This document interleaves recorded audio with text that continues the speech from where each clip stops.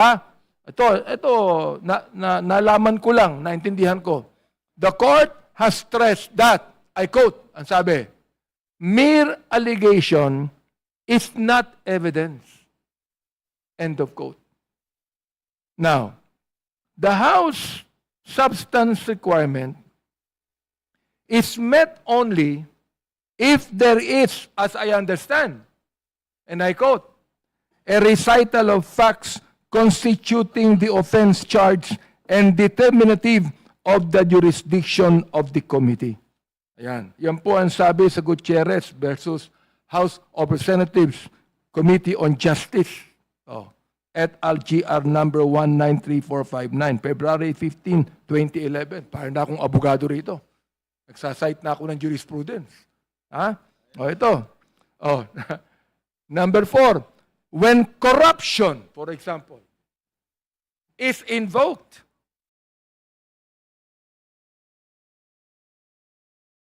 as an impeachment ground, it as more than bare allegations.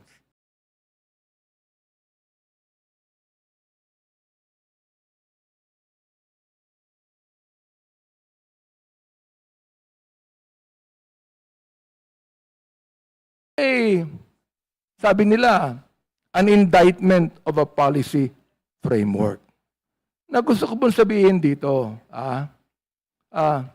sufficiency in substance turns out whether the complaint recites facts constituting the charge offense. Not rhetoric, not labels, or even policy disagreement. Dapat ito po ay talagang facts. O yun lang po muna. Yun po yung una kong gusto sabihin at meron pang kasunod dyan. At gusto ko ipangako sa ating Madam Chair, hindi po ako magwo-walk out this time. Thank you for your passionate Madam Chair. manifestation. In response to the manifestation of the Honorable Abante, Yes, Madam Chair. the Honorable Co is recognized. Okay. Thank you, Madam Chair. Just quickly responding to the previous manifestation, any jurisprudence that cites that yung complaint has to be supported by more than mere allegations or bare allegations. Dahil yan ay galing sa decision ng the Supreme Court, ibig sabihin dumaan na po yan sa trial stage at nahanap sa trial na walang evidence. Pero to reiterate, wala pa po tayo doon.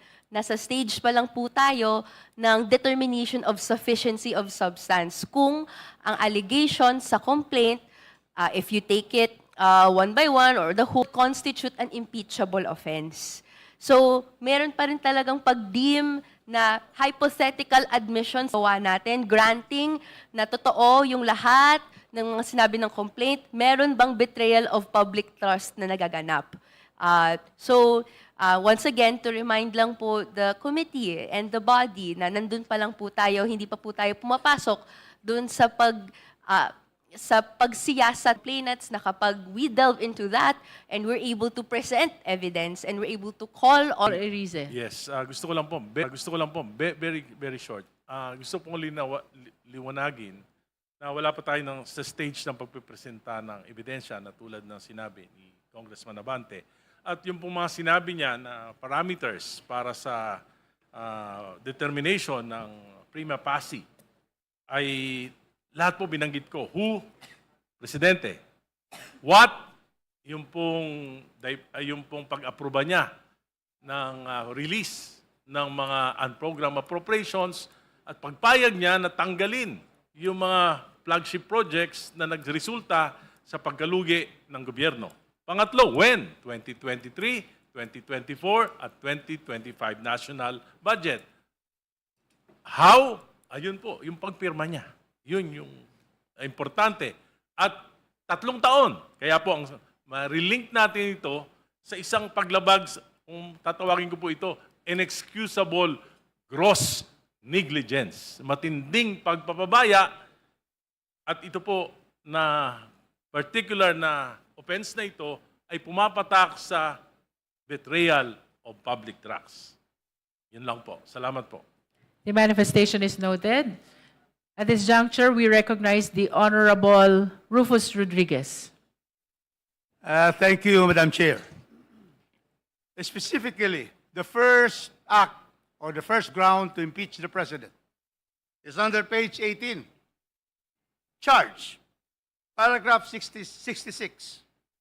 Respondent President Marcos betrayed public trust by institutionalizing a scheme of corruption through the baseline balance parametric formula.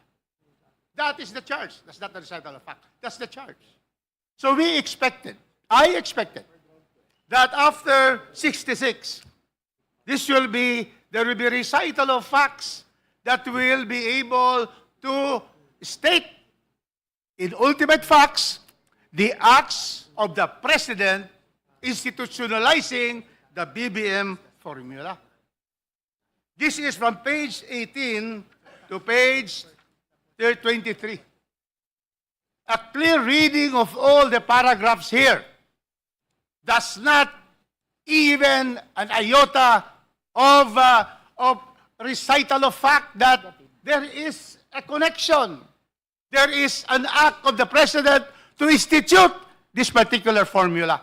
How will the President institute something in this country? Administrative Code of 1986.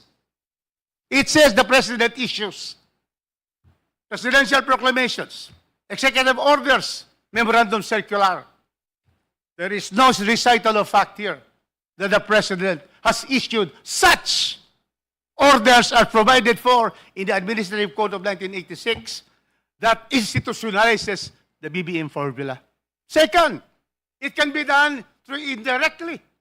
There is no recital of fact here that the President called officials of the public works of Malacanang to tell them to institute this formula. Nothing. Recital of fact that the President did the act of institutionalizing under the Administrative Code or even indirectly. No recital of fact on that. Now let us go to the particulars. These are now their alleged recital of facts. Page 18, 67 paragraphs. Paragraph 67. About July 2022, with the first month of assuming the presidency, the DPWH adopted, that is their statement, adopted the BBM parametric formula. Because indeed, the Department of Public Works originated, planned, discussed, implemented this formula. Where is the President here? In the planning, in the implementation. No, there is no statement here that the President directed them to adopt a formula. This was solely adopted, Madam Chair. This was solely adopted by the DPWH. And so, this particular of deliberate design of corruption mechanism certainly does not recite a fact to prove, to be able to state that there was institutionalization of this formula. Now, let's go to the others. Because clearly, it is a formula done solely by the Department of Public Works and Highway. Next, B. Let's go to B, page 20. Let us all go to this. Concentration of contracts, 100 billion to 15 billion favored contractors. Where is the statement here that these contractors were directed by the President to Public Works to be given? In fact, Madam Chair, the President himself was the one who exposed these 15 favored contractors, and thank God there is no favored contractor, these 15 in Cagayan de Oro 2nd District. That is why, Madam Chair, this is not a recital of fact to support the institutionalizing of this formula, President. Next, geographical misallocation given to Bulacan, Oriental Mindoro, Tarlac. Is there a link that the President ordered that this be given to them? None whatsoever. This was all the vision implementation and planning by the DPWH. So this geographic misallocation is our statements which are irrelevant to the institutionalizing. That is the charge, institutionalization. So therefore, this will fall. There is no sufficiency here in the recital facts. Then we go to D, betrayal, abandonment of the public good for private enrichment. How I understand the procedure, lalong-lalo na doon sa unang ground. How I understand the procedure, lalong-lalo na doon sa unang grounds na binabanggit. At being a non-lawyer, I have to aralin po kung paano ko titignan yung sufficiency in substance. And sa akin pong pagre-research, lalong-lalo na ngayon na narinig ko si Congressman Rufus, pag ina-assess natin yung sufficiency in substance on the first allegation, natutunan ko that I have to look for the act, the document, and the violated duty. So dun sa allegation, yung BBM formula is the act. But you will have to ask the question, who committed the act? Is it the President himself? Alam po natin, in-explain po ni Kong Rufus na hindi naman po. Ano yung document to support it? Nandun ba yung document to support the allegation? Dapat hinahanap natin yan pag nag-judge tayo according to the sufficiency of substance. At ang pangatlo po, yung violated duty. With the BBM formula and yung implementation has nothing to do with the office of the President or the President himself. Paano magiging si Presidente ang person to be blamed para dito sa sinasabi natin na BBM formula?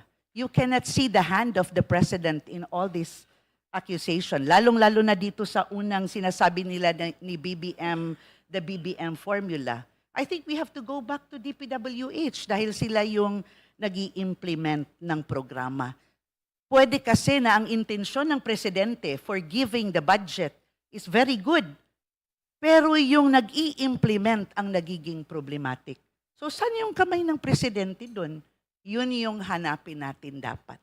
So yan lang po. That's my peace of mind, Madam Chair. Thank you po. That manifestation of the Honorable Digamo reminds the chair to encourage the members to speak in a language where we will be understood by our beloved countrymen, no?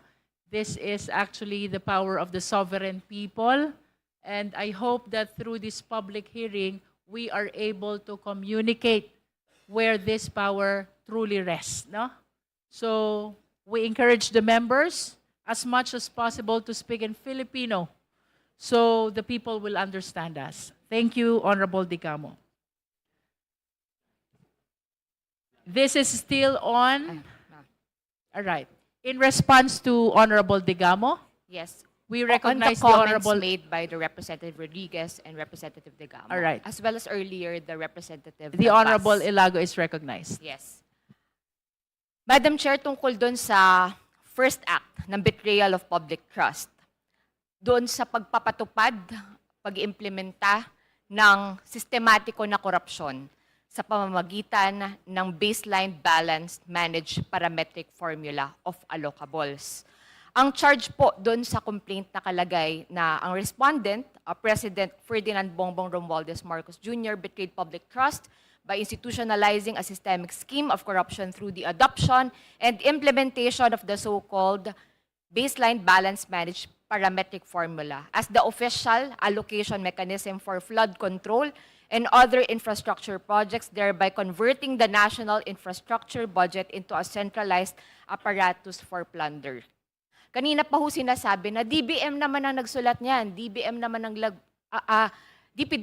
naman ang nagsulat niyan, ang author, DPWH naman ang nag-implement. No? Pero ang hindi po sinasabi dito, no, sa ilalim din ng ating konstitusyon, ng ating saligang batas, Section 17 of Article 7, the President shall have control of all the executive departments, bureaus, and offices. He shall ensure that the laws be faithfully executed. And corollary to this is the doctrine of qualified political agency, aka the alter ego doctrine, which the Supreme Court explained that the President's power of control is directly exercised by him over the members of the cabinet, executive department. Ang bottom line, Madam Chair, tulad ng nabanggit din ng ating mga complainants doon sa nakasaad mismo sa complaint sa paragraph 67, page 18, na noong July 22, 2022, noong first month pa lang na nag-assume ng presidency si Pangulong Bongbong Marcos, ang DPWH nga ang nag-adopt nitong BBM parametric formula bilang official methodology for allocating the unprecedented 545.6 billion in flood control appropriations mula noong 2022 hanggang 2025 na budgetary cycle. Nandyan din ho, paragraph 92, page 22, yung alleged kickbacks na predictable at intended consequences ng institutional design choices mismo ng respondent sa pamamagitan ng BBM parametric formula.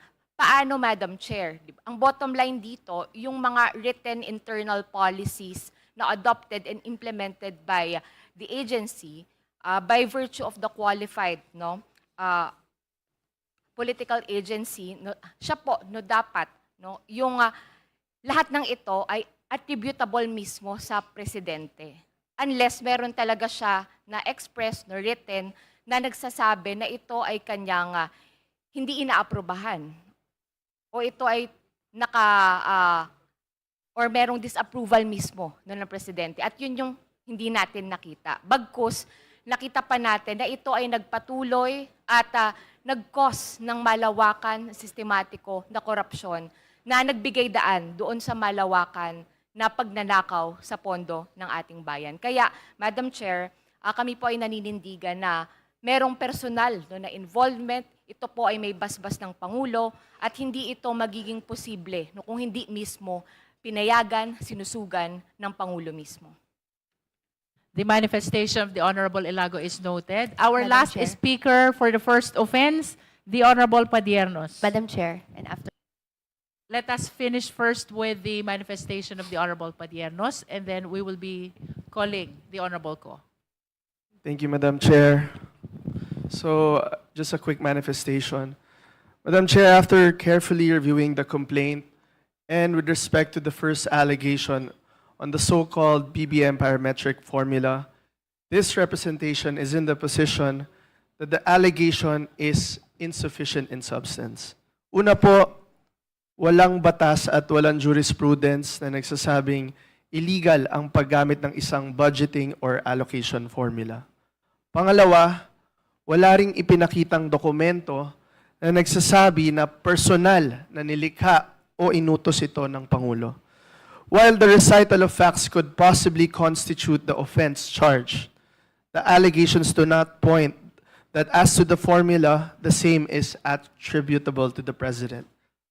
The allegation in paragraph 91 stating that, and I quote, the scope and scale of this corruption spanning multiple senators, cabinet secretaries, undersecretaries, district engineers, contractors, and intermediaries could not have operated without the institutional architecture created by the respondent is at most presumptive or speculative. Even if cabinet secretaries are alter egos of the President, for purposes of executive control, the doctrine does not automatically convert every administrative issuance into a personal culpable act of the President. In this case, the complaint does not allege that the President directed, approved, ratified, or even knew of the questioned policy, much less that he acted in bad faith. Malinaw po to sa ating jurisprudence under Estrada versus Desierto and Gutierrez versus House Committee on Justice. Impeachment requires a personal overt act and culpability. The alter ego doctrine cannot supply what the complaint fails to plead. Dahil walang illegal act na na-plead personally against the President, this does not constitute an impeachable offense. Again, Madam Chair, I just want to reiterate, the recital of facts as mentioned for the first allegation could possibly constitute the offense charge or betrayal of public trust in this case. But we have to also consider, does that offense, is it personally attributable to the President himself. And this representation is in the position na in the negative po. So yun lang po, Madam Chair. Thank you, Honorable Padiernos. Now let's hear the comment from Honorable Ko. Thank you, Madam Chair. Madam Chair, just to reiterate the discussion of Representative Sara Elago, we talked about kanina yung doctrine of qualified political agency. Ito ay well-established in jurisprudence. Ang sinasabi lang naman po nito, yung acts of department secretaries, presumed yan na acts of the chief executive or the president, no, unless disapproved. At ang may burden ng showing kung may disapproval man or hindi, nasa challenger, no.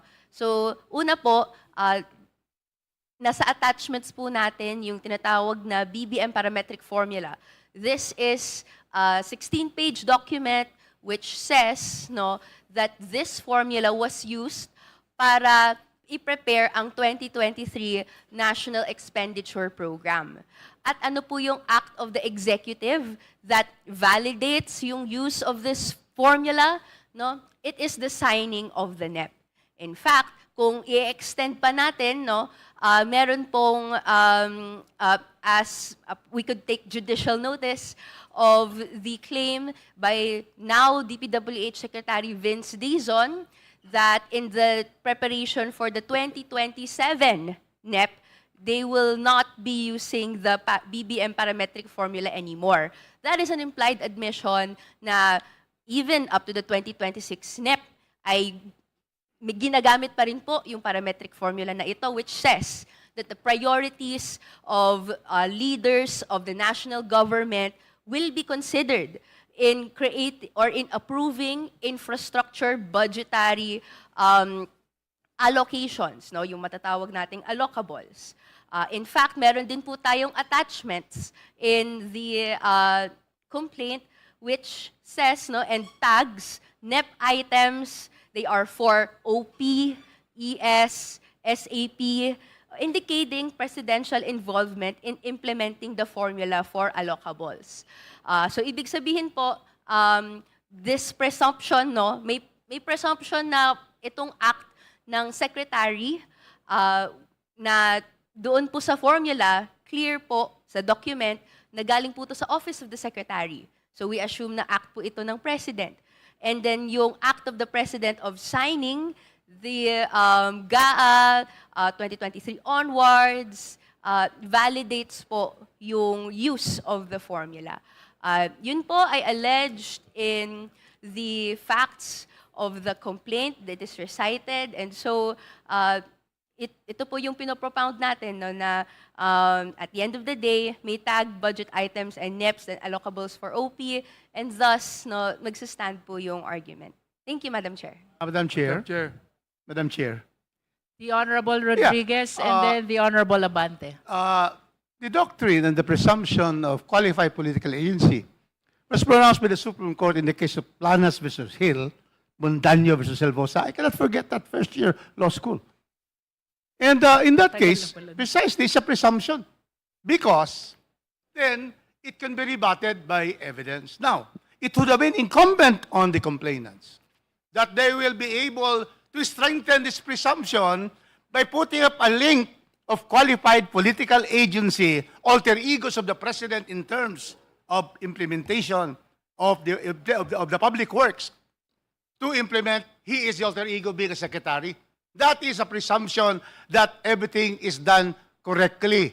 Now, it would have been incumbent of the complainants to be able to show and strengthen this presumption by saying that this particular qualified agency was, in fact, directly, it's not anymore a presumption because they're alleging that it is direct. It is not anymore presumption because they are now charging that there is institutionalization. So therefore, the case of Planas versus Hill and Montaño versus Silvosa, they can research that now because I just remembered it. First year law school. Now, therefore, they cannot hide now, the complainants cannot hide now under the cloak of that presumption because they are now filing a case against the president. And so therefore, everything in the face of the documents there should be a recital of facts. So the presumption cannot hold anymore because they are now filing the case. And they are now saying that this is not only a presumption, it is done and it is what is that the president is linked to the institution, which there is no recital of fact on that. Thank you, Madam Chair. Thank you. Next is the Honorable Abante. Yeah, Madam Chair, the explanation of Congressman Rufus is actually more than enough. No, pero I'd like to add to this. No? Ito naman tinatawag nating the doctrine of command responsibility, where we say that the act of the secretary is president, and the act of the department heads is the act of the secretary. Ano ha? Yan po'y general rule eh. General rule po yan. But there is always exception to a general rule. For example, sa akin po sa akin, alter ego is not immunity. But also not strict vicarious criminality. Unlawful acts are not acts of the state. And liability analysis remains individualized for wrongdoing. Kaya nga po may kaso, bakit pinabayaan ng ating Pangulo na kasuhan niya mga yan? Kung siya po ay talagang author ng lahat ng mga nangyayaring yan. Therefore, ito po itong number 1 na ito, the argument na binigay sa atin, with due respect to Congresswoman Sara, at po na talagang mga close din sa akin to mga to. No? Pero the thing is this, Madam Chair. The Honorable Tino. Thank you, Madam Chair. Maikling mga manifestation lang po. No? Una po, malinaw at direkta po ang recital at pakahulugan dun sa unang bahagi ng betrayal of public trust, institutionalization ng allocables at sistema ng corruption sa pamamagitan ng BBM parametric formula. Ano po ang akto? Malinaw na po kahit dun sa title mismo, high formula, the baseline balanced managed parametric formula adopted in 2023 National Expenditure Program Preparation. No, yung National Expenditure Program, yun po, ang tawag nga po dyan, the Appropriations Bill. So yun po yung malinaw na sinasaad dito, na hindi lang naman po yung policy na yun, ang batayan ng unang bahagi, no, kasi sasabihin niya, policy lang naman yan, anong masama dyan? No, kasi sasabihin niya, policy lang naman yan, anong masama dyan? No, kaya nga po, it is clear na yung act na po yun is signing of the budget. No? Passing the budget and then later on signing the budget. Na ginamit po doon yung BBM parametric formula to be able to distribute yung system of allocations. We note the answer of the Honorable. I just wanted to add on the Honorable Padilla. cabinet memo na in-issue, kung nagkamali in the future, sinabing mali, lahat na lang po yan pala impeachable offense. So, it sets a bad precedent. It sets a bad precedent or precedent at if the president would be silent on matters such as this, then automatic guilty na po siya. Parang ganun, such as this, then automatic guilty na po siya. Parang ganun po yung dating. So, yun lang po, Madam Chair. Madam Chair, Honorable Tino. just, Madam Chair, Honorable Tino. just reply to that. Yung sinaside po na jurisprudence with respect to acts that fall short of criminal acts. Kaya hindi po nag-a-apply yung binabanggit niya rito, no, dahil ang pinag-uusapan po As our last speaker, last to comment on the first offense, is the Honorable Digamo. Thank you po, Madam Chair. Madam Chair, when the President affixed his signature, malamang po bilang Presidente, ang iniisip niya yun talagang this will do good. These projects, this fund will be translated into projects that will protect lives and properties. Inaasahan po ng Presidente, during the SONA, the President himself called the attention of those hearing officials na sa paniniwala dahil siya mismo nag-remind kung anong ginawa niyo sa pinagkatiwala ko sa inyo. Thank you po.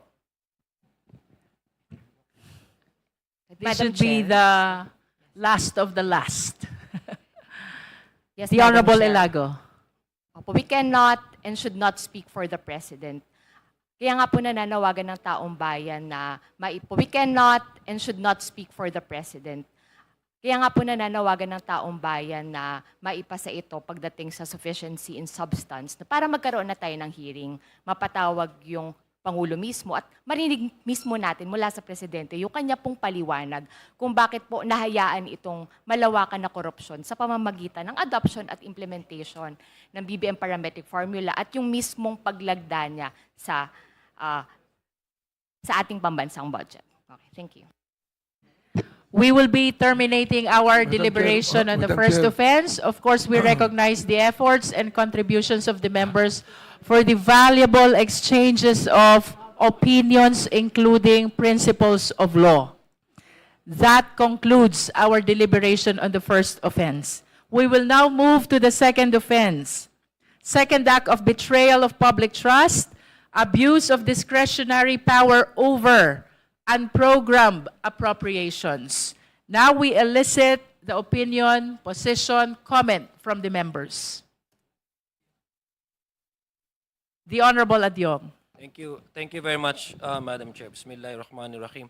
Madam Chair, I understand that the direction of the committee is to compartmentalize the issues or the complaints under the Massa et al.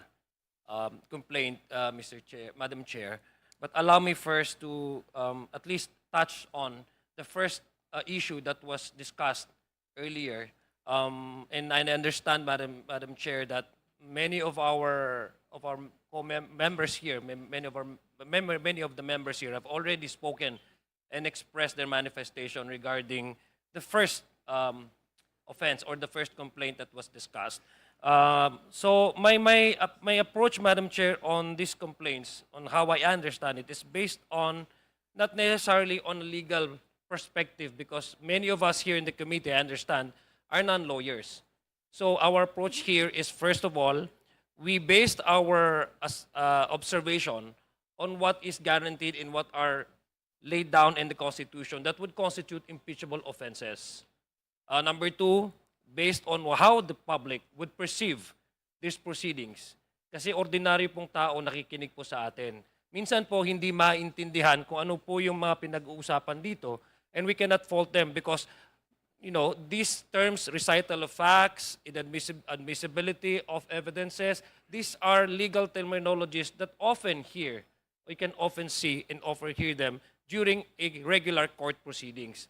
So my position here, Madam Chair, and the way I approach this is based on coming from an ordinary, average-minded Filipino. Madam Chair, the allegations stated in the complaint to me do not constitute betrayal of public trust. In an alleged violation of public trust, the alleged acts must be short of criminal. Tama po yung sinabi po ng aking kaibigan, Congressman Tino. However, the allegations as to receiving supposed kickbacks imputes a commission of a crime. That is a substantial defect, to my view, in the allegation presented. Because number one, the chosen charge is wholly and fatally inconsistent with the alleged act. There's a claim of direct personal involvement, but the same is merely conclusory and unsupported by sworn statements, documentary evidence, or the personal knowledge of the complainant. Meaning to say, rating the sufficiency of substance there has to be at the very least a link between the alleged crime committed and the person that is being accused directly ordering these crimes. This is borne, Madam Chair, out by the superfluity of general accusations, assumptions, responsible officers, or any overt act personally attributable directly to the President. Wala sa complaint mismo, Madam Chair, ang mga personal at direktang aksyon ng presidente na magiging basihan para sa nirereklamong charge. There is not even a direct allegation to explain how these alleged kickbacks reached the President. Madam Chair, hindi po dapat gamitin ang impeachment proceedings bilang fishing expedition at hindi maaaring gamitin. Para sa akin, as stated earlier by my colleagues, the mere essence of a principle of command responsibility lamang o ang policy decision bilang basihan ng impeachable offense without necessarily, again, linking the President to personally ordering his subordinates to craft a policy that would be considered a direct culpable of the Constitution, constituting therefore an impeachable offense. In fact, Madam Chair, the Supreme Court has stated that the betrayal of public trust must refer to direct and personal acts by the accused. Number one, basic, Madam Chair, is to establish bad faith. The complaint relies heavily on singular, unverified, and unsworn testimonies, Madam Chair. The alleged testimonies do not meet on any material point that would establish direct, personal, and intentional participation of the President. In the Supreme Court decision, Madam Chair, cited by the complainants, which held that special provision from the GAA was unconstitutional for being a rider and for impliedly repealing the Universal Health Care Act, the court also denied to pass on the liability on the Department of Finance. In fact, Madam Chair, individual justices in their decisions stated that the Department of Finance followed the challenged provision in good faith. So there's no culpability, even if you look at the ruling of the Supreme Court. That the finding of good faith defeats, Madam Chair, the accusation of betrayal of public trust because the same requires attendant grave and serious bad faith. There is no factual chain of culpability kung pagtatagpi-tagpiin po natin ang mga ebidensya na sworn, competent, at admissible. Hindi may papakita na mayroong partisipasyon po ang Presidente. Yun po ang basic na tanong ng ating taong bayan. To allow such fragmented and legally infirm allegations to substantiate an impeachment complaint would dangerously lower the constitutional threshold for impeachment. It would weaken the impeachment process, as explained to us extensively by the able chairperson yesterday. To allow barefaced and unsupported claims which do not directly implicate the respondent as basis for impeachment would erode due process, weaken institutional safeguards, and expose impeachment to abuse as a tool for political harassment and, I'm afraid, Madam Chair, destabilization. For all of these reasons cited above, I find that the allegations, Madam Chair, with due respect to my friends, do not constitute a betrayal of public trust. Marami pong salamat sa Madam Chair. Magandang umaga po sa ating lahat. Thank you, Honorable Adjong. Now we recognize the Honorable Lordan Suwan.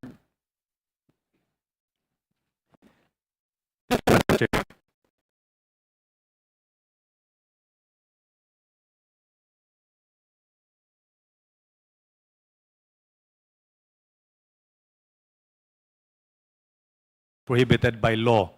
In fact, they are referenced in Section 35, Book 6 of the Administrative Code. And so, presidential approval of the release of these funds does not equate to discretionary indulgence. It is actually a requirement of law. And on another point, the complaint mentions extensively about the case of Pimentel versus House of Representatives. This is regarding the PhilHealth funds. Now, their reliance, the complaint's reliance on that case, I think, is misplaced. We must differentiate, because that case addressed the constitutionality of a specific funding mechanism in the General Appropriations Act. It did not find any instance of presidential bad faith, corrupt intent, or personal enrichment, nor did it characterize the release of unprogrammed appropriations as betrayal of public trust. Let's remember that judicial invalidation of a budgetary provision cannot be retroactively transformed into an impeachable offense. A ruling against a budgetary provision is not a ruling against the president. Now, the complaint also mentions extensively about the increases in unprogrammed appropriations amounts. And it seems that the complaint would make it appear that there is a grand criminal design, and it was the president who is behind all of this. But in my opinion, there is a much simpler explanation in the increase of unprogrammed appropriations. It might very well be a response to post-pandemic recovery. This is a simpler explanation of this increase. And also revenue contingencies or even disaster-related responses. And regarding alleged irregularities in the execution of projects, this cannot be directly attributed to the president, but can be attributed to guilty or erring implementing agencies and even contractors. So, for me, as to the alleged second act of betrayal of public trust, the complaint falls short, or it appears that there is an insufficiency in substance. Thank you, Honorable Suwan. Next in line is the Honorable Amben Amante. Thank you, Madam Chair. The complaint raises unprogrammed appropriation and alleged kickbacks, yet it fails to establish any direct link to the President. Walang claim that he received money or property. Walang claim that he personally benefited. Walang illegal transaction showing personal participation. Walang allegation that he ordered, joined, or colluded in any kickback scheme. References to unprogrammed appropriation do not lead ultimate facts, tying the President to corruption.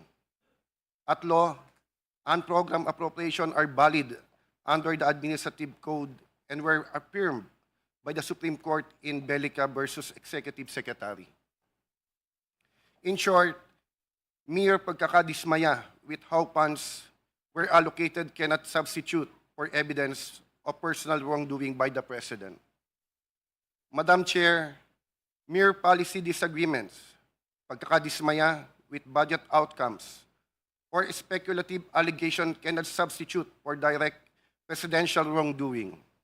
Without ultimate facts supported by clear and convincing evidence, the complaints fall short of the constitutional threshold for impeachment.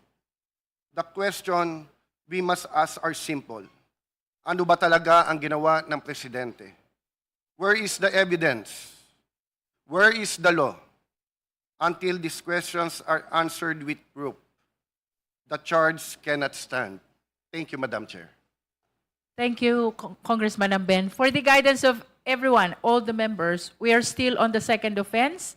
That is the unprogrammed appropriations.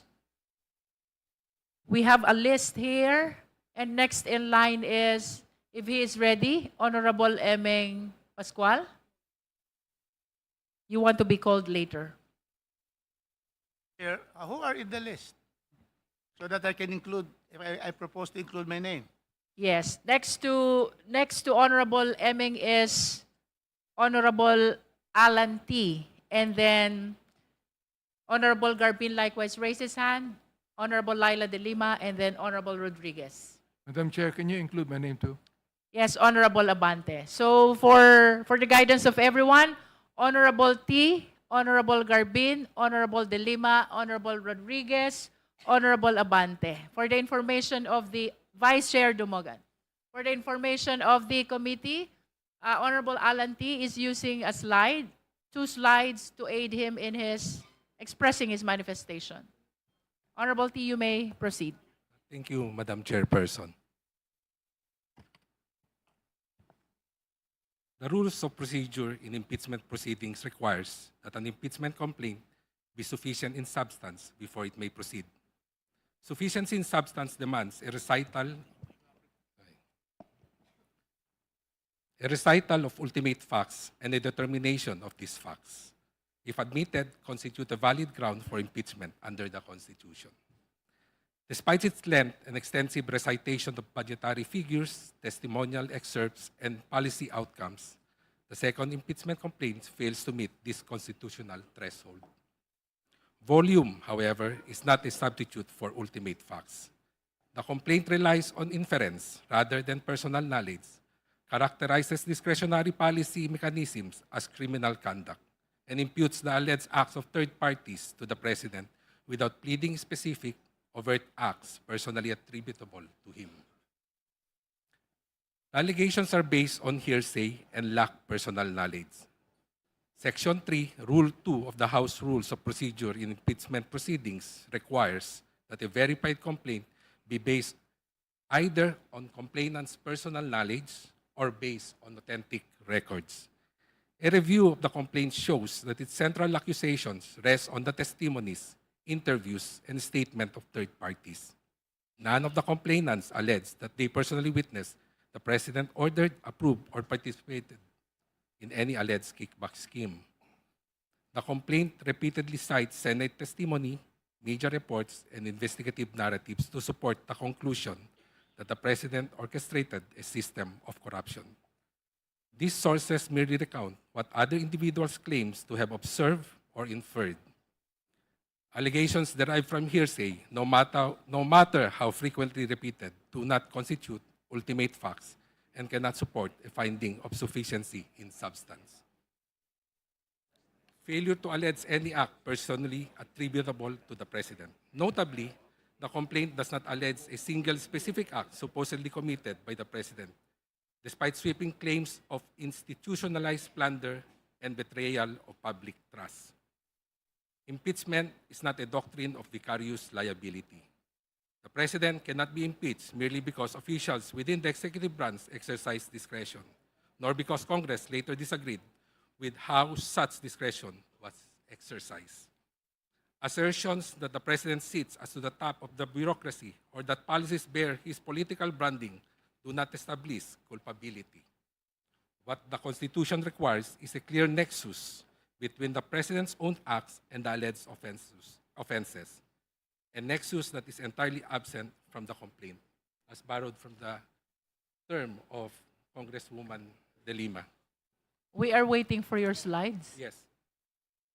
Policy disagreements are not impeachable offenses. A substantial portion of the complaint attacks the design and implementation of budgetary mechanism, including the so-called BBM parametric formula, the use of unprogrammed appropriations and fiscal prioritization decisions.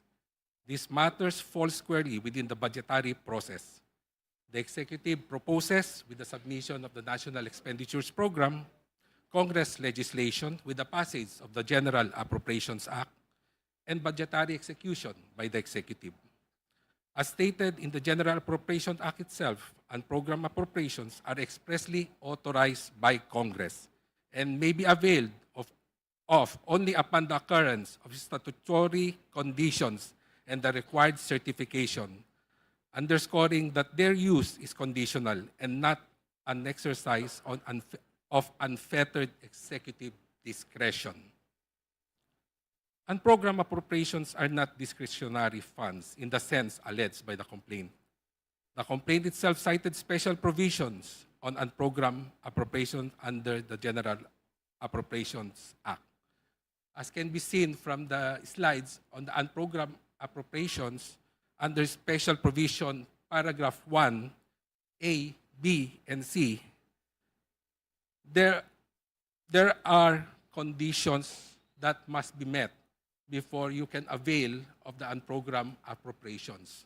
One, paragraph A, there must be an excess revenue, new revenue collection, or those arising from new tax or non-tax sources, or approved loans for foreign assisted projects, and only after certification of fund availability by the Bureau of Treasury. As can be seen also, Your Honor, Point of that- order, Madam Chair.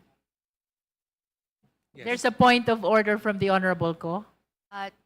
We just like we just like to clarify that the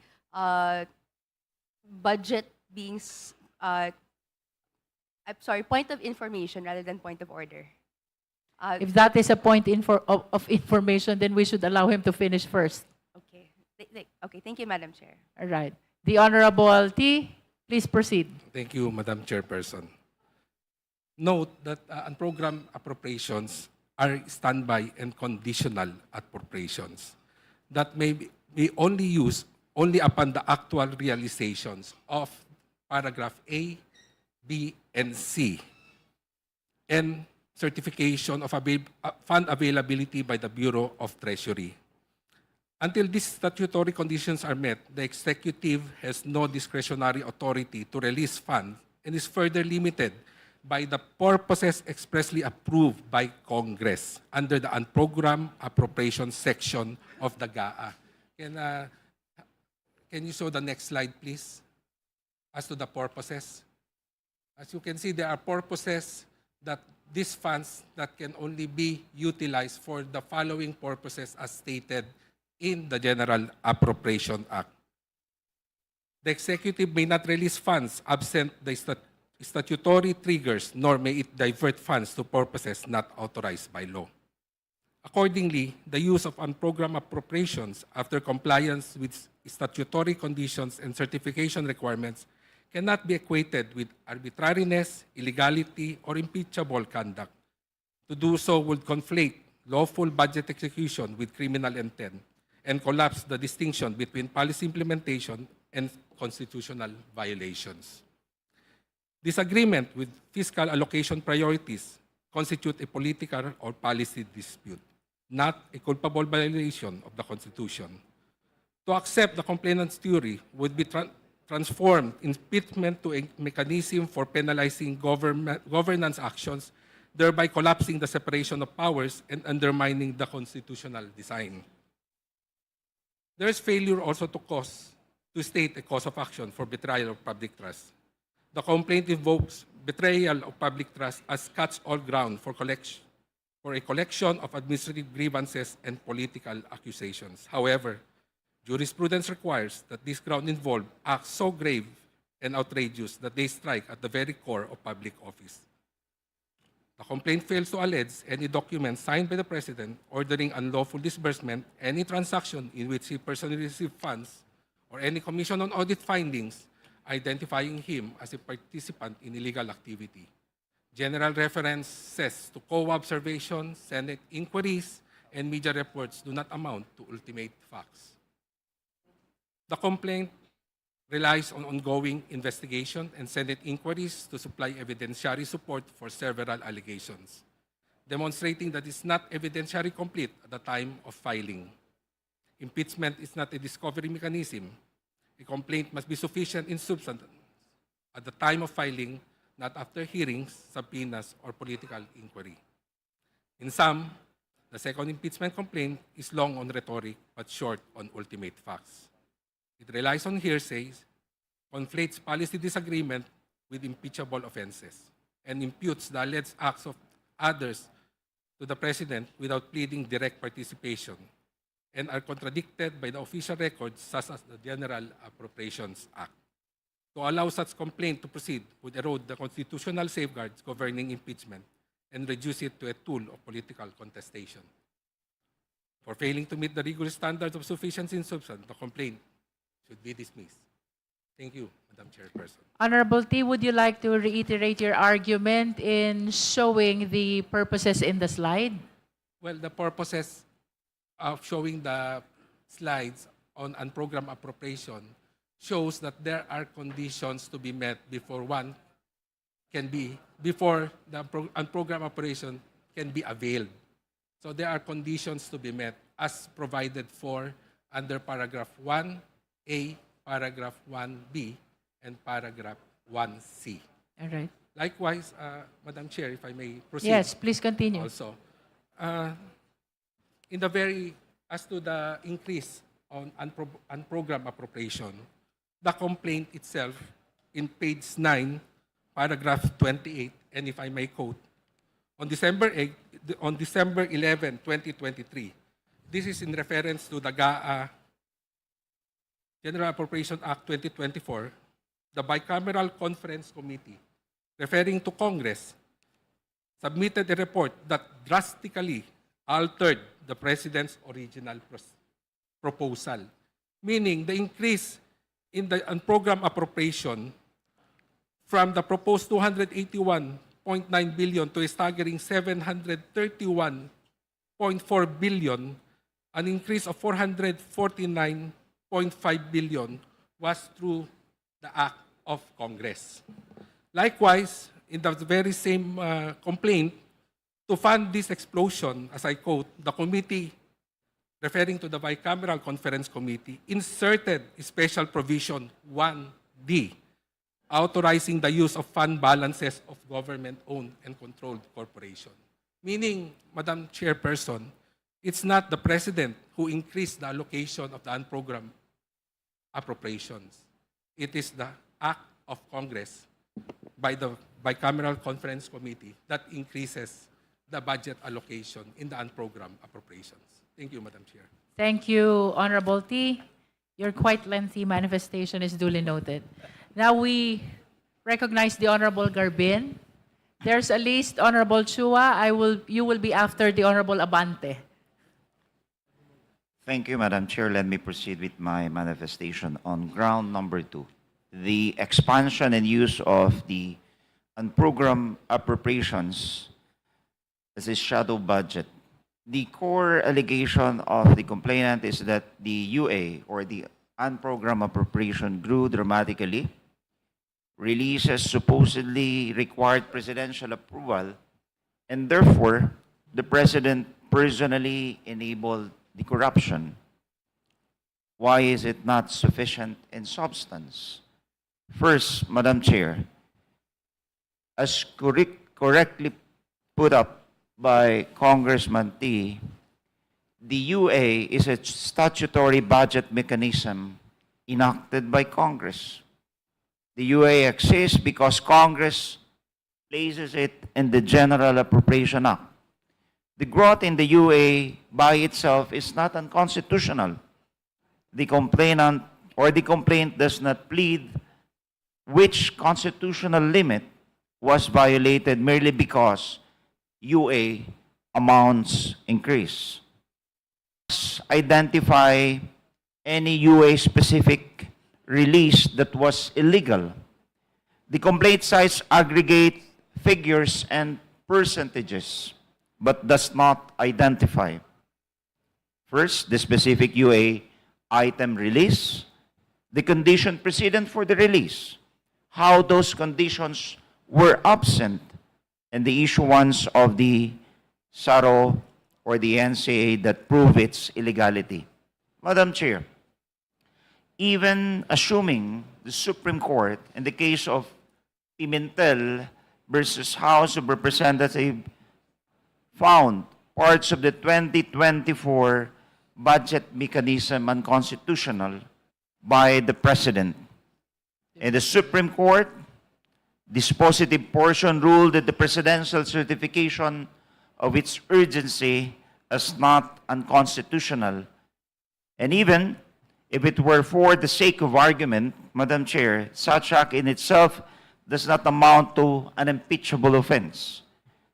It is just merely a democratic mechanism of checks and balance.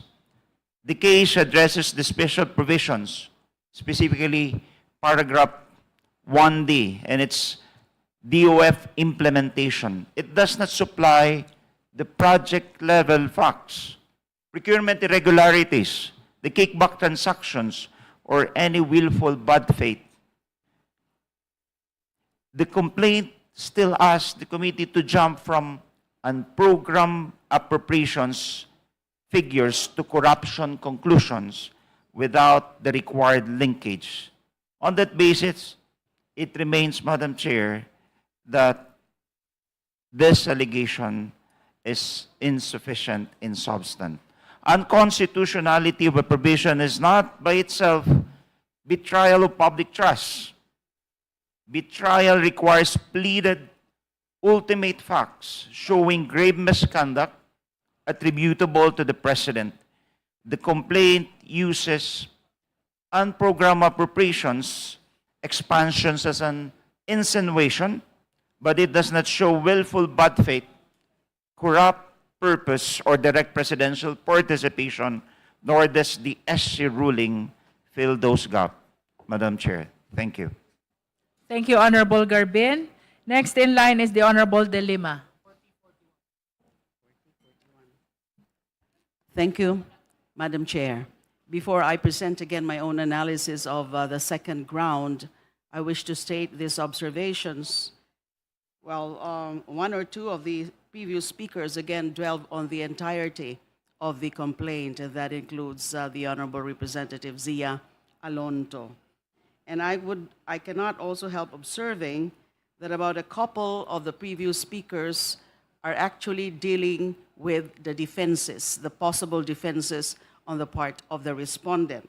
Yung pagkakasabi po, with due respect to the Honorable Congresswoman Degamo, that the President must have been motivated by the desire to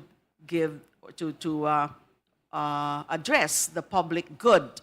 That is a defense. Another one is on the part of what was stated by the Honorable Representative Suwan, that the increase can very well be, maybe explained by the fact that this was during the pandemic period. Again, that is a matter of defense. Kaya nga po, paulit-ulit ko pong sinasabi sa lahat na analysis ko po, nang tinitingnan lang po natin dito is the sufficiency in substance. And then, just to also address the point of the Honorable Congressman Ting, he pointed to paragraph 28. On December 11, 2023, the Bicameral Conference Committee submitted a report that drastically altered the President's original proposal. So his contention is that it's not the act of the President, but the act of Congress through the Bicameral Committee. Pero hindi ho ba meron allegation sa complaint, and I think this is pages 40 to 41, I'm sorry, paragraph 40 to 41 and paragraph 50 to 51. Ang natatandaan ko pong nakasabi dyan, during the Bicameral Conference Committee deliberations in 2024, PBBM instructed DBM Secretary Amena Pangandaman to insert 100 billion worth of projects during the BICAM. Another allegation, related allegation, PBBM produced a list of projects worth 100 billion for insertion. This list was given to executive and legislative officials involved in the BICAM. So nobody can really say that the President's hand is clean with respect to those insertions, additional amounts included in the GAA as deliberated upon by the BICAM. So again, allegation. Hindi ko po sinasabi, totoo yan. And then, nakikita ko rin po sa discussion under ground 2, page 25 and page 26, or even part of 27. The complaint actually made a causal link to corruption. Meron po sila mga diniscuss dito. Several circumstances, which include the allegation that the top UA-funded contractors are now under criminal investigation. Kasi sila po yung mga supposedly reveal ng Pangulo, pero sila yung mga top UA-funded contractors. And these 4 contractors, yung Sunwest, Silver Wolves Construction Corporation, High Tone Construction, Newington Builders, received a combined 18.44 billion in UA-funded contracts. Funds released only Madam Chairman. because respondent Madam Chairman. personally approved the special budget authorizing What this is the disbursement. pleasure of the Honorable SDML With due Defensor? respect to the Honorable De Lima, may I raise a point of order? You're recognized, SDML. I respect the position of the Honorable De Lima, but we must also remember that every impeachment complaint, every impeachment hearing, regardless of who the respondent is, it is a political process. It is political in nature. And let's allow the members to speak what they have to say. We will not interrupt any member. We will not interrupt the Honorable De Lima. Let them manifest what... To all the members, in the same way that we are extending liberality to the Honorable De Lima. I think that's fair enough. Thank you, Madam Chair. I don't think I'm in any way violating that rule because I'm not interrupting You're not, anybody ma'am. here. You're not violating any rule. I'm just Yes. saying that let the members speak and let them say what they have to Thank say. you. Thank you for that. The manifestation of SDML Defensor is duly noted as well. So ang sinasabi ko na naman po dito, naniniwala ako na meron talagang mga allegation, factual allegations. Kung merong reply ang complainant. So yung iba po kasi mga naririnig ko sa mga sinasabi for the previous speakers, defenses na po sila. Why can't we not focus our attention to the entirety of the complaint? But at this point, I want to say na yung factual allegations para sa akin dun sa 3 complaints ay sapat. So tungkol naman po dito sa second ground, may I now again present my analysis. Ang sabi po, PBBM abused release of 213.8 billion of unprogrammed appropriations. These are not allegations of specific facts, pero hindi ibig sabihin wala nang factual allegations under this ground. It may look like to be a legal memorandum, yung pagkakadiscuss sa second ground, pero sa tingin ko po, there are sufficient factual allegations that appear to establish a nexus with the ground for impeachment. Corruption, which is betrayal of public trust. Remember, isang general ground lang po ang rini-raise dito sa impeachment complaint. The second, the Maza et al. Complaint, and that is betrayal of public trust manifested in 3 specific grounds. 3 grounds. Pero, betrayal of public trust kasi is all-encompassing. Pwede nating sabihin, corruption, ay kung tutuusin po, kung titingnan natin, these are all constitutive of betrayal of public trust. Kaya nga po, naiintindihan ko kung bakit yung complaint ay only alleges one. SC declared unconstitutional the transfer of 89.9 billion PhilHealth funds as grave abuse of discretion. That is a sufficient allegation. Another, Secretary Recto admitted identification of PhilHealth fund use for UA. Sufficient allegation. Another allegation, diversion of PhilHealth funds to UA used for flood control projects was the mechanism for kickbacks. Constitutes a raid of the nation's health fund by PBBM. Ito po, this is a conclusion. Another allegation, top UA-funded contractors are now under criminal investigation. Sufficient allegation. Nakasama sa discussion doon sa causal link to corruption, which was laid down on the text of the impeachment complaint. Another, PBBM authorized release of 213.8 billion of UA for infra.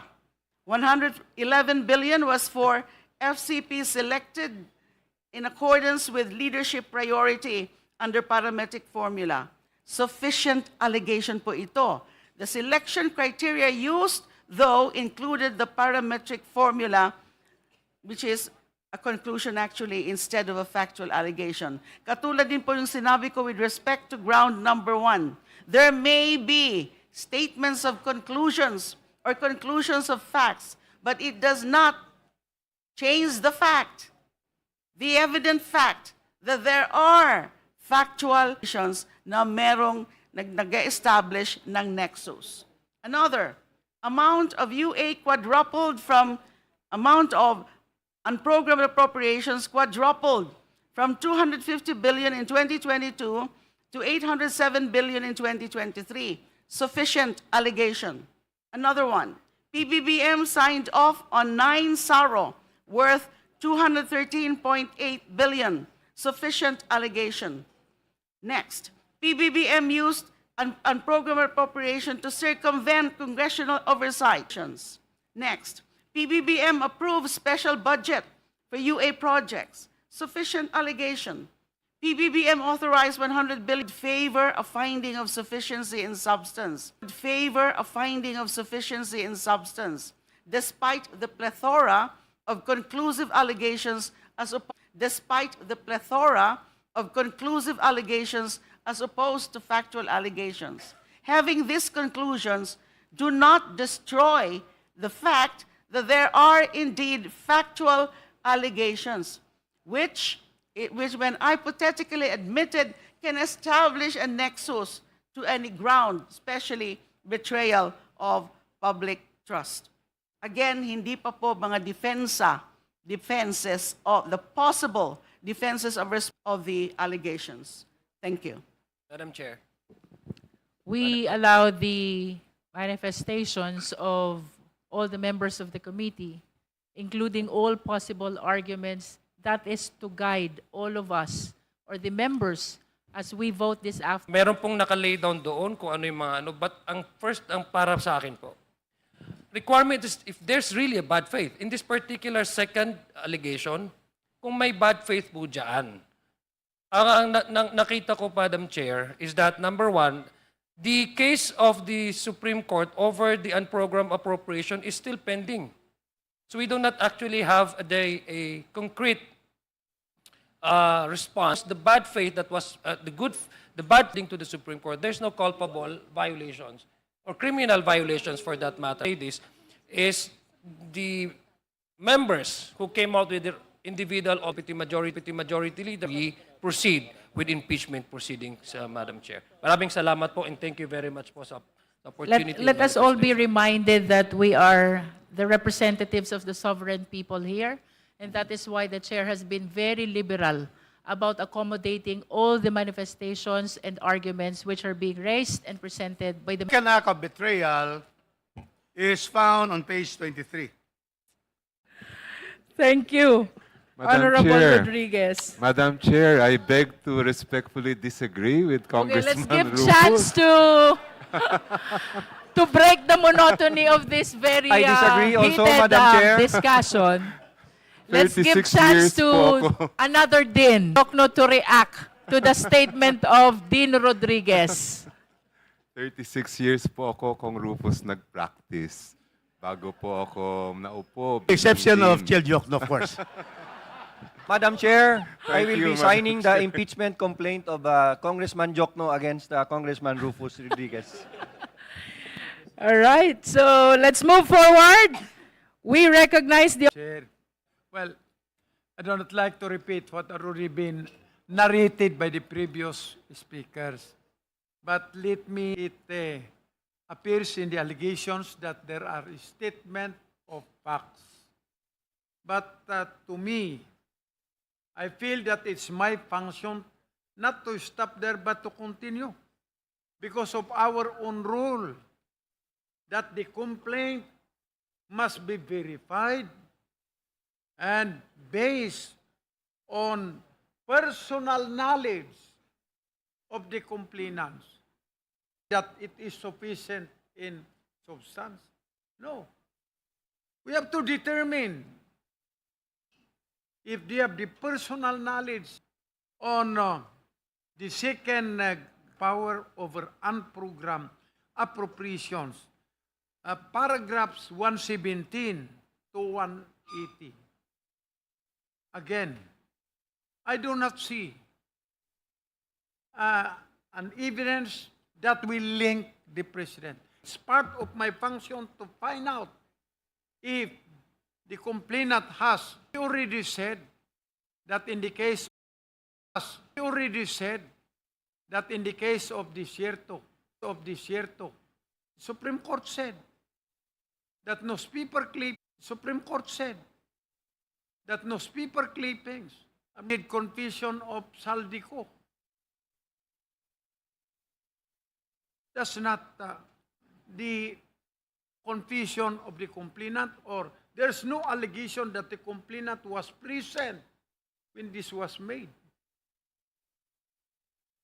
So, I hope my colleagues will understand why I still proceed even despite the fact that there are factual allegations already as required by our own rules. And let me point out that even in the complaint itself, it is stated that it is not sufficient in substance. Thank you.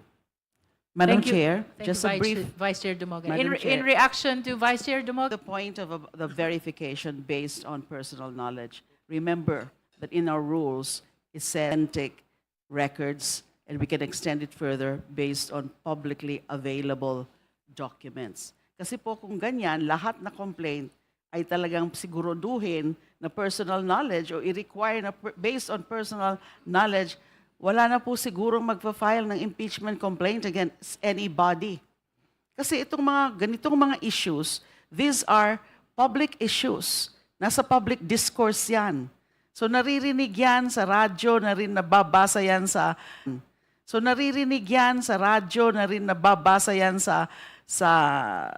newspapers, information online, etc. etc. So that's not strictly personal knowledge. But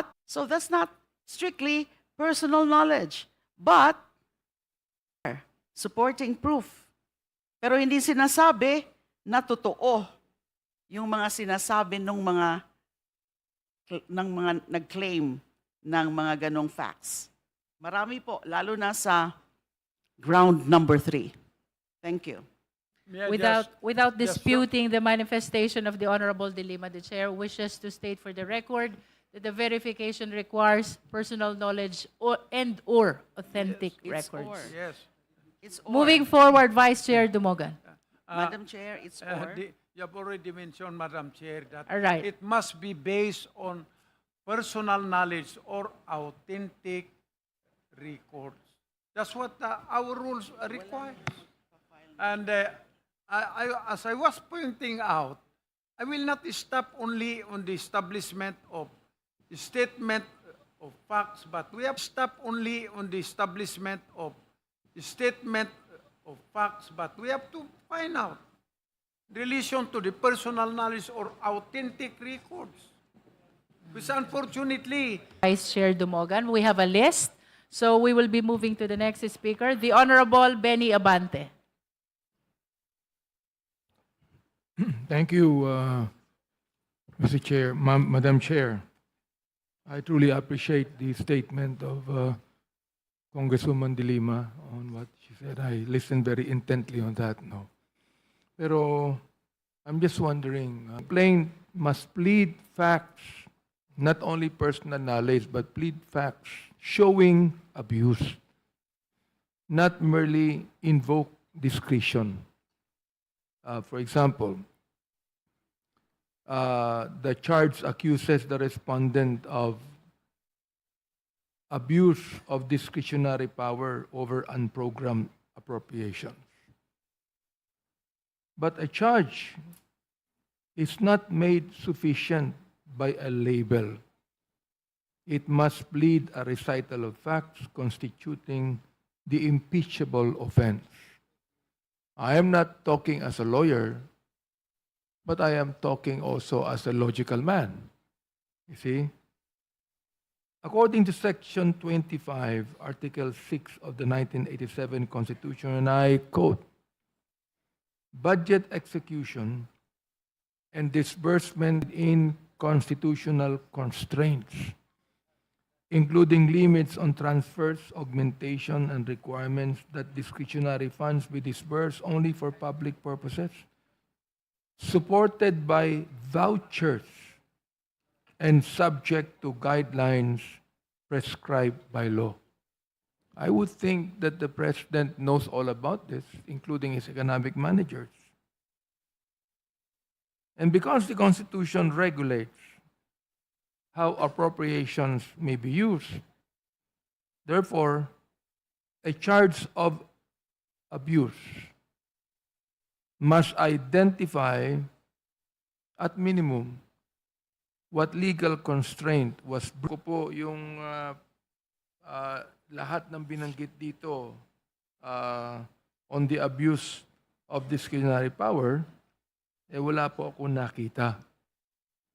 No pleaded factual anchors. For example, the complaint does not allege the acts or omissions constituting the charge. On the face of the charge of abuse, Madam Chair, it fails to allege the key factual particulars that would constitute abuse, such as what unprogrammed appropriations was released or obligated, the amount and date, the project, the purpose and implementing entity, the recipient or beneficiary, and the specific constitutional statutory limitation violated. Without these particulars, sa pagkaintindi ko, the accusations remains a conclusion, not a recital of facts constituting the offense charge, as required by the Gutierrez case. That's the reason why I still maintain insufficiency in substance as far as the second act of betrayal of public trust is concerned. Thank you, Madam Chair. Salamat. Thank you, Honorable Madam Abante. Chair. Next in line Madam is... Chair. What is the pleasure of the Honorable Ko? Madam Chair, just to quickly respond on the manifestation of Representative Abante. All right, you're recognized. Thank you, Madam Chair. Recital of fact on the alleged gross abuse of discretion, I would like to point to paragraph 116. It is to summarize it. Abuse of discretionary powers is not yung approval of UA, but yung release of unprogrammed appropriations. After po ng pag-sign ng budget, kailangan pa po ng mga special budgetary requests para po mailabas yung UA. And so, in the complaint, meron din pong paglista ng UA released versus approved. So, mas malaki po yung in-approve versus na nirelease, but nonetheless, tinotal po natin yan, ang na-release. So, and to recall, according to the Administrative Code and to the special provisions of 2023 GAA and 2024 GAA, kailangan po yan ng approval ng Presidente. 213.8 billion ang nirelease. And among that 213.8 billion, that's 111 billion for flood control projects. No, so yun po yung pinupunto natin na abuse of discretionary power. Hindi po yung approval that went through the Congress, pero even after ng approval, may kailangan pang special budgetary requests to be approved by the President. Yun po yung gross abuse of discretionary power. And siguro just briefly po on the mention of the doctrine of operative fact. we are discussion on, but to note, under Pimentel versus House of Representatives, the court found that hindi po i-apply yung doctrine of operative fact. And dinidirect ang PhilHealth na dinidirect na ibalik sa PhilHealth yung pondo. Hindi rin po Valid is under the operative fact doctrine is valid. And so, valid si Recto. Valid clearly a government-owned and controlled corporation. So they are valid. And so therefore, you cannot question their act. It is now declared unconstitutional. Now, it is also the right of the Supreme Court to have it returned. But there is no responsibility of Recto. In that case, if we extend that, the President, in releasing all of those that has been approved by law, has no accountability. If you are citing Pimentel as a judicial justification of your complaint, it cannot be. Because the doctrine of operative fact follows. And that is why we have what we have. That's why the case against, the personal case against Recto will not prosper. We will move to the next speaker, the Honorable Chua. Page 23, paragraph 96. Sabi po dito, respondent discretion to solely authorize the release of unprogrammed appropriation. Pero nakaligay po dito at maliwanag na ito po ay kanyang constitutional at statutory discretion. The word discretion itself, ang sinasabi po dito sa ating rules, sabi dito, the requirement of substance is met if there is a recital of facts constituting the offense charge. Asan po ang offense dito kung ito po ay kanyang constitutional duty? Pangalawa, Madam Chair, sinasabi po ng ating esteemed colleague ang kanila pong basis dahil po sa ang binanggit po nilang decision ng Korte Suprema ay yung pong decision patungkol po sa PhilHealth. Pero kung titignan po ninyo dito, ito po ay sinasabi po dito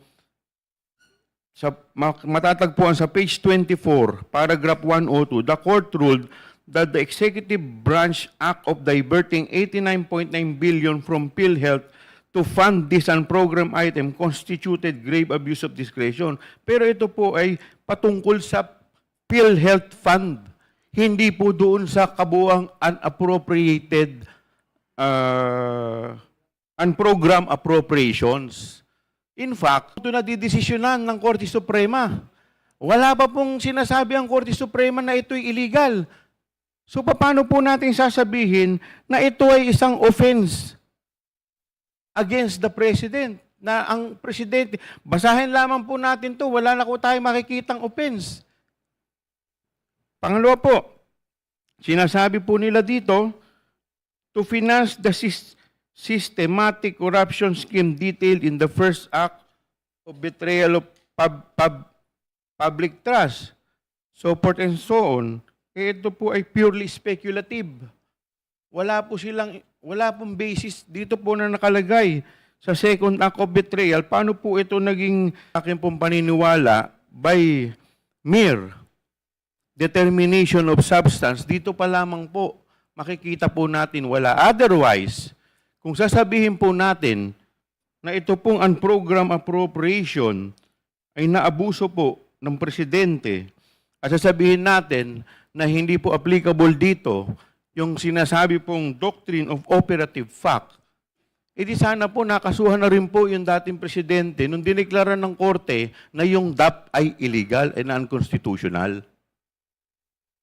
At kagaya po na nabanggit kahapon, ito pong unprogrammed appropriation, lahat po ng administrasyon as far back as 1989, pagkatapos po ng EDSA Revolution, lahat ng administrasyon, lahat ang gobyerno, taon, since 1989 up to the present, lahat po ang administrasyon ay may unprogrammed appropriation. So short of saying, lahat ang naging presidente ay dapat nakasuhan din po natin. At hindi lang po ang presidente, lahat ang local chief executive, lahat ang governor, lahat ang mayor, meron din po silang lump sum appropriation. Kaya po, Madam Chair, ako po naniniwala, by mere perusal of the second act or the second ground for impeachment complaint, wala po, insufficient po ang substance. Yun lang po. Thank you, Honorable Chua. Next in line is Madam Chair, let me dwell into dito sa complaint is that this is basically all about unprogrammed appropriations. May I request our colleagues to endorse this impeachment complaint?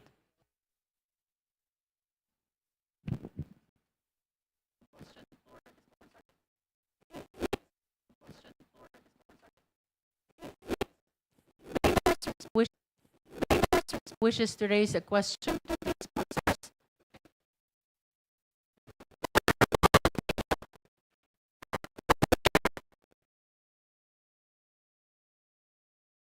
Para sa General Appropriations Act, partikular ng 2023 at 2024. So may explicit reference po sa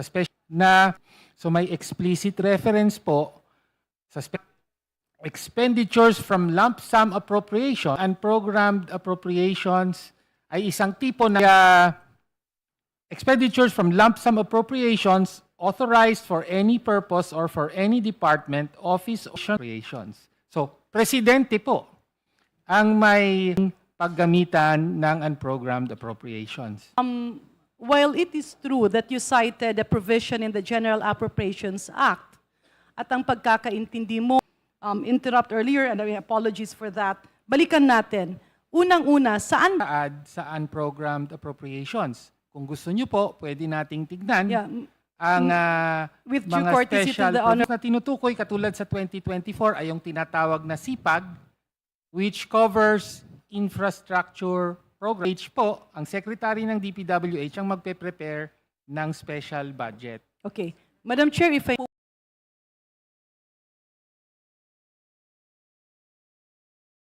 Madam Speaker, and in consideration of the manifestation of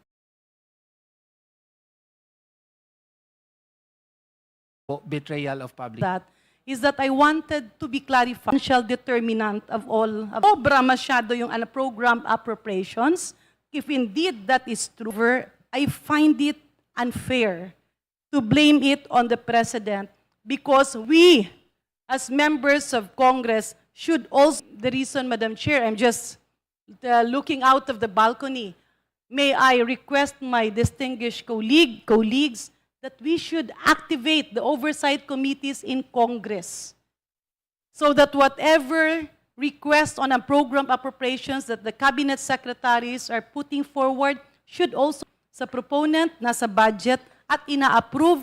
Andun na lang sa pinakahuli what the President usually does, people on the ground to apply what has been approved by many aspects in our government. Thank you, Madam Chair. Madam Speaker, Madam Chair. Madam Chair. Thank you, Honorable Diaz-Garin. The Honorable Tino is recognized. Kailangan ko lang pong tumugon kasi mukha Speaker Garin sa ng discretion ng Pangulo ay ang dinidiin po natin ayon sa batas, sole and exclusive ang kapangyarihan ng Pangulo dito. Bakit po ganun ang batas? Bakit binibigay sa Pangulo? Po, tinakda talaga sa admin code na kailangan kung ano-anong proyekto na pagkikitaan lamang. At yun po ang sinasabi nating abuso ng discretion. Kaya nga, inugnay po katulad ng SunWest at Silver Wolves, among others. Yun po. So, Madam Chair, mukhang Have provided both parties ample opportunity to ventilate their respective arguments and views. We will be terminating your discussions on this point and we will be moving to the next speaker. Madam Chair, can I have a last recap to review? If I allow you for... Hindi po totoong hindi ko naiintindihan ang budget process. Yes, it's a lump sum allocation, but there is an accompanying list enumerating the prioritization and the numbering of the programs. ang listahan ng mga proyekto because this has to be corrected because people listening might think Erice, kung pipigilan ng komite ang pag-usad ng investigasyon, ano ang magiging hindi po? Hindi tayo papangit ang imahe sa Pilipinas sapagkat sa tibay ng ebidensya, hindi sa tibay ng video o clippings. Halimbawa po, para sa kalaman yung video clippings niya na hindi na malinaw po para sa akin, insufficient in substance. Thank you, Madam Chair. Thank you, Honorable Pascual.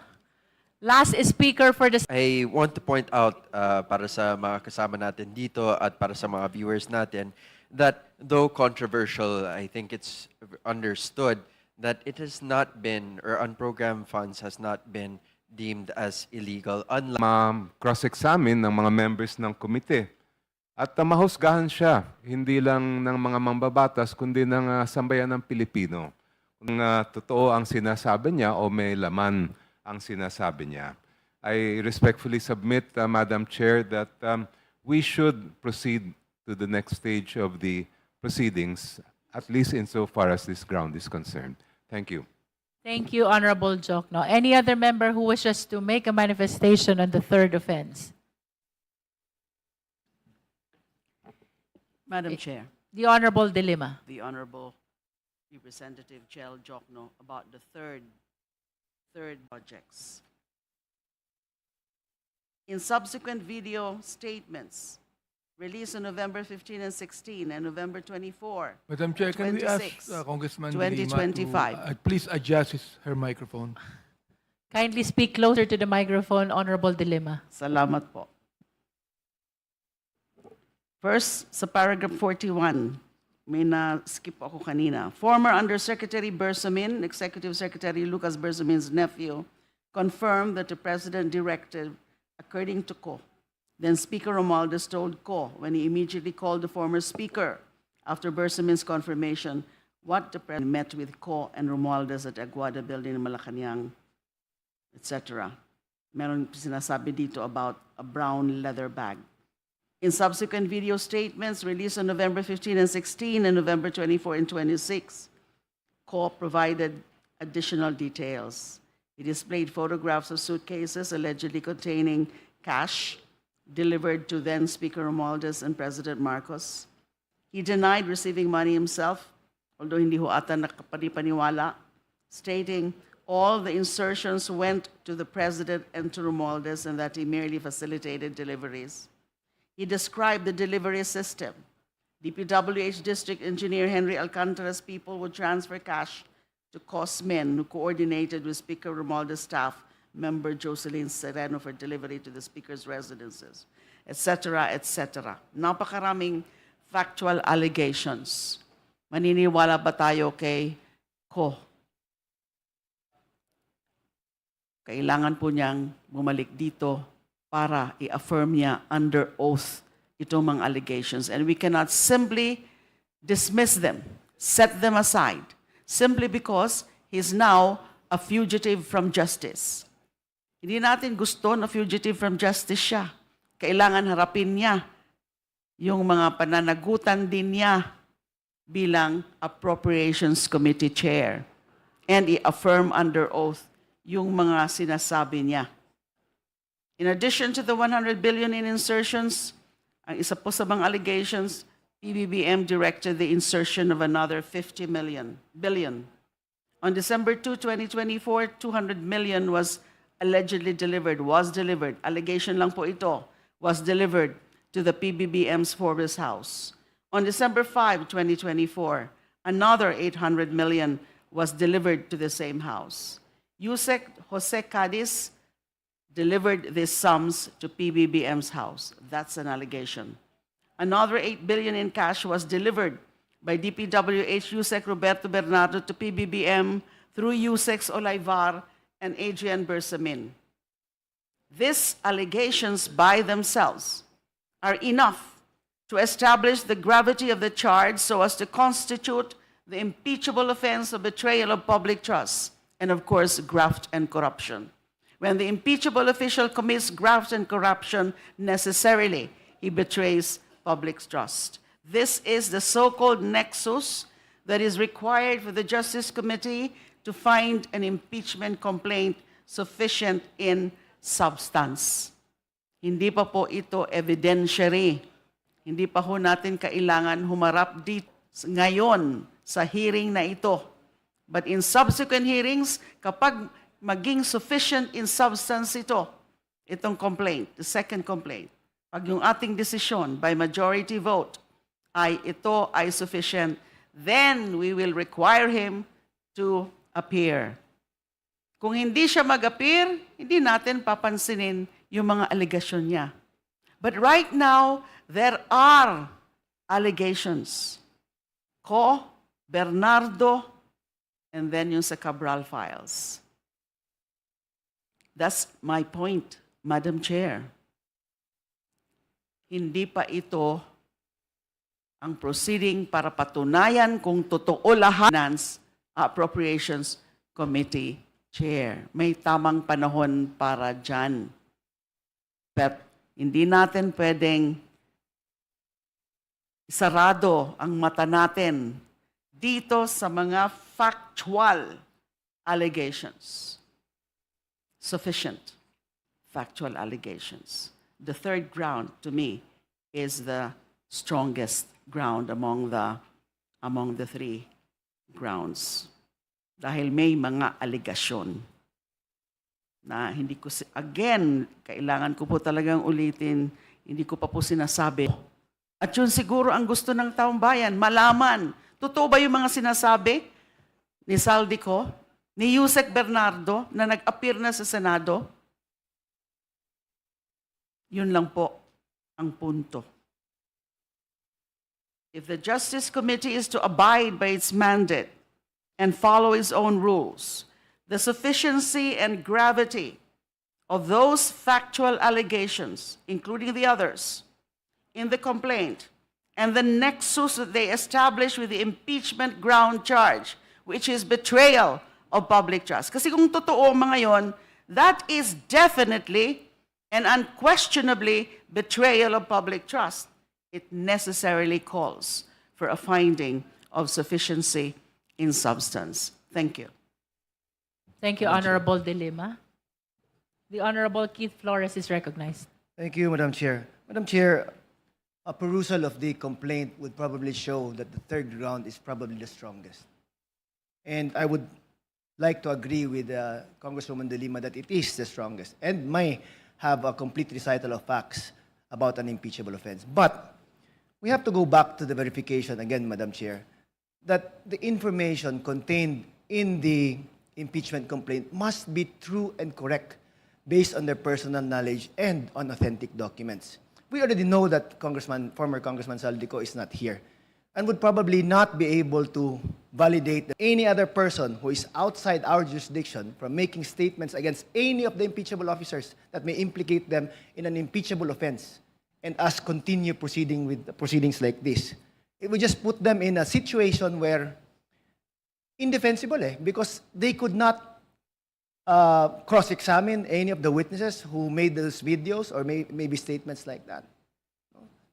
But then again, that may have been the strongest ground in the impeachment complaint filed by the Makabayan. No? But it still cannot be substantiated, Madam Chair. It would be a total waste of time if we proceed with that, Madam Chair. Madam Chair, The Honorable Tino. as was pointed out, and it is in the complaint, yes, there is a recitation of facts based on the statements made by Zaldico. But that, kumbaga, nag-confirm, nag-corroborate ang sinabi ni Zaldico sa sinabi ni Yusek Bernardo.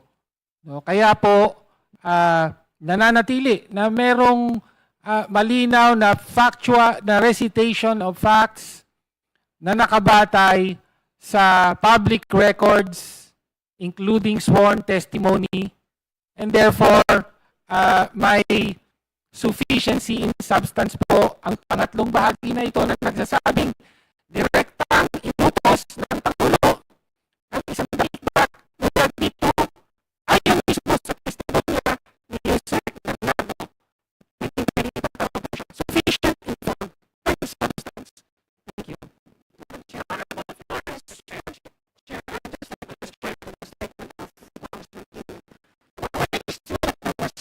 statements made by Undersecretary Bernardo, but I do not remember any of the statement made by Yusek Bernardo directly linking the president to any of the acts mentioned.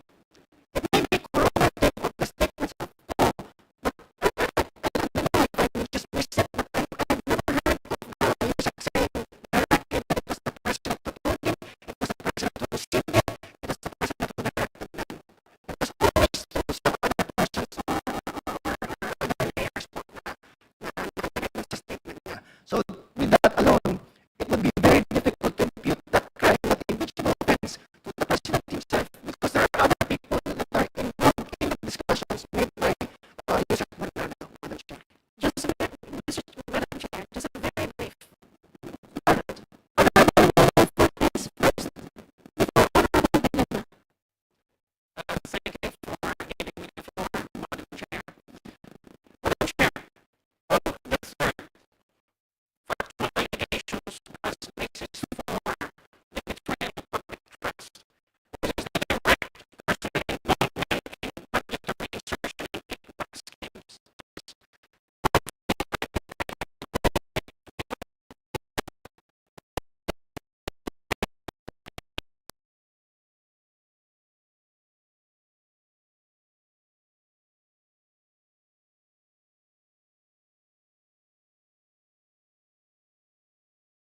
Verification of the complaint. The verification requirement states that the allegations therein are true and correct based on personal knowledge and based on authentic records and documents. The basis, the evidentiary basis of presidential involvement, personal, is Saldico confession. Saldico confession was made and published in a social media platform, ostensibly made outside of the Philippines, not based on authentic records. Second, Madam Chair, Roberto, even Secretary Vince Dizon denied the existence of any Cabral file. So this goes against the very basic requirement of the impeachment complaint as to form, which has to be verified. So that will be all. Mr. Chair. Thank you very much. Mr. Chairman. Representative De Lima first, before I recognize you. Just a very brief comment about the contention earlier of the Honorable Representative Flores, the acting presiding officer now, na mahirap na sasama natin dito yung cause allegations or cause accusations dahil there's no opportunity to cross-examine him since he's not here. And then give the chance, give an opportunity for him, the accuser, kung talagang seryoso siya, should end his sawanya, yung kanyang mga sinasabi, by saying it under oath. Hindi ko sinasa complaint.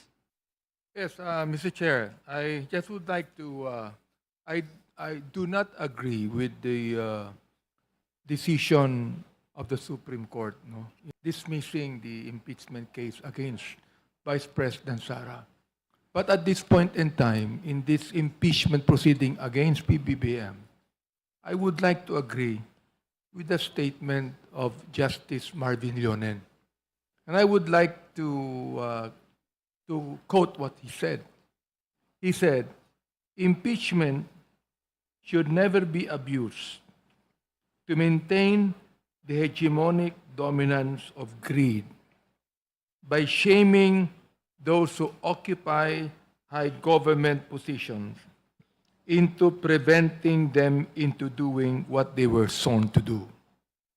This is why impeachment has been designed so that it is not merely a political process initiated by mere allegations, sabi niya, or by perceived public acclaim, shaped by the propagandistic effect of time press releases or a responsible viral post on social media. Now, that is the statement with the statement of Associate Justice Marvic Leonen. Kanina po, palaging binabanggit yung hypothetical. Hindi ko alam kung naunawaan ng ordinaryo mamamayan natin ang ibig sabihin. The meaning of the word hypothetical, it means imagine, suppose, or based on a suggested idea. As I conclude, Mr. Chair, this discussion today, naniniwala po ako, all charges given here are speculative. They are not only allegations as admitted even by the respondent. They are allegations, but they are speculative and therefore they are also hearsay. And therefore, they are highly hypothetical. And therefore, the statement, therefore, to me, that is insufficient. Other members, Therefore, to me, that is insufficient. other members, aside from the Honorable Po, then I wish to pronounce that we are about to end the deliberation. The Honorable, so Honorable Brian Po, and then Honorable Chua, and then Honorable Erice, one after the other. You're recognized. Madam Chair, thank you for recognizing me. We cannot ignore these allegations, but they are exactly that. They are allegations po. We must allow the justice system to be able to conduct its investigations. No? We've had Infracom, we've had Blue Ribbon, we've had ICI, and if we move forward with this in substance, we will have another hearing yet again, the DOJ and the Ombudsman, to continue their mandate and actually continue with their investigation and their cases without being stifled with another hearing. Come forward in a succeeding hearing, should we give credence to the substance of as it stands. Thank you. The Honorable Chua. Thank you, Madam Chair. Madam Chair, well, we have to admit that may point din naman po yung ating kasama, si Congressman Laila De Lima. But, Madam Chair, we have to also consider yung sinasabi po kanina ni Congressman Fortes, which is, I think, very logical din po. Dahil from the very beginning, kung may intention naman po si Congressman Saldico na makipag-ugnayan at makipagtulungan po sa atin, kahit naman po hindi siya pumunta dito, he could have sworn before the embassy kung nasaan man po siya ngayon. But the fact na wala naman po siyang sinasubmit, and in fact, mag-issue man po tayo ng invitation sa kanya, meron na nga rin po siyang outstanding warrant. Kung tama po yung pagkakaalam ko, meron din po siyang outstanding warrant. So, ibig sabihin, wala po atin. So, this will be an exercise in futility kung sa kanya lamang po tayo aasa. At yung pong sa sinasabi pong Cabral files, the only person who can authenticate that document, patay na po, si Yusek Cabral. So, doon naman po sa claim ni Yusek Bernardo, wala naman po doon binabanggit or direct link na masasabi po natin na binabanggit about the President. So, having said that, tingin ko po, medyo napunta sa mga flood control projects. At sa palagay ko po ay napatunayan nila yung na meron po talagang substance yung kanilang reklamo.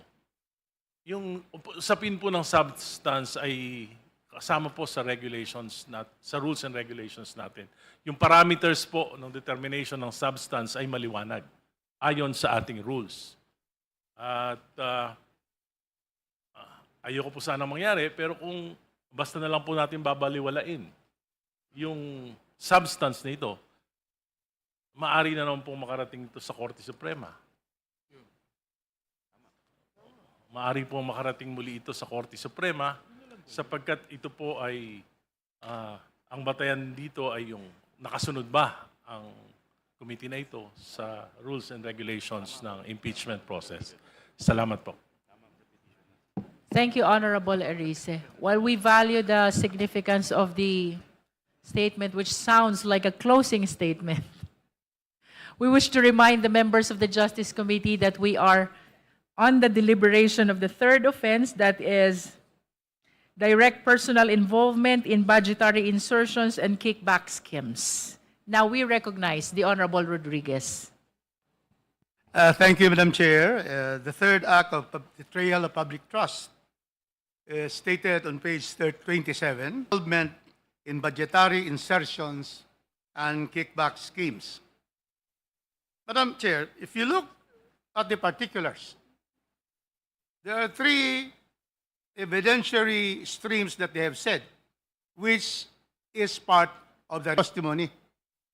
This part, it states here, confirming the delivery of 8 billion in kickbacks via armored vehicles, armored vans, to the office of the Executive Secretary.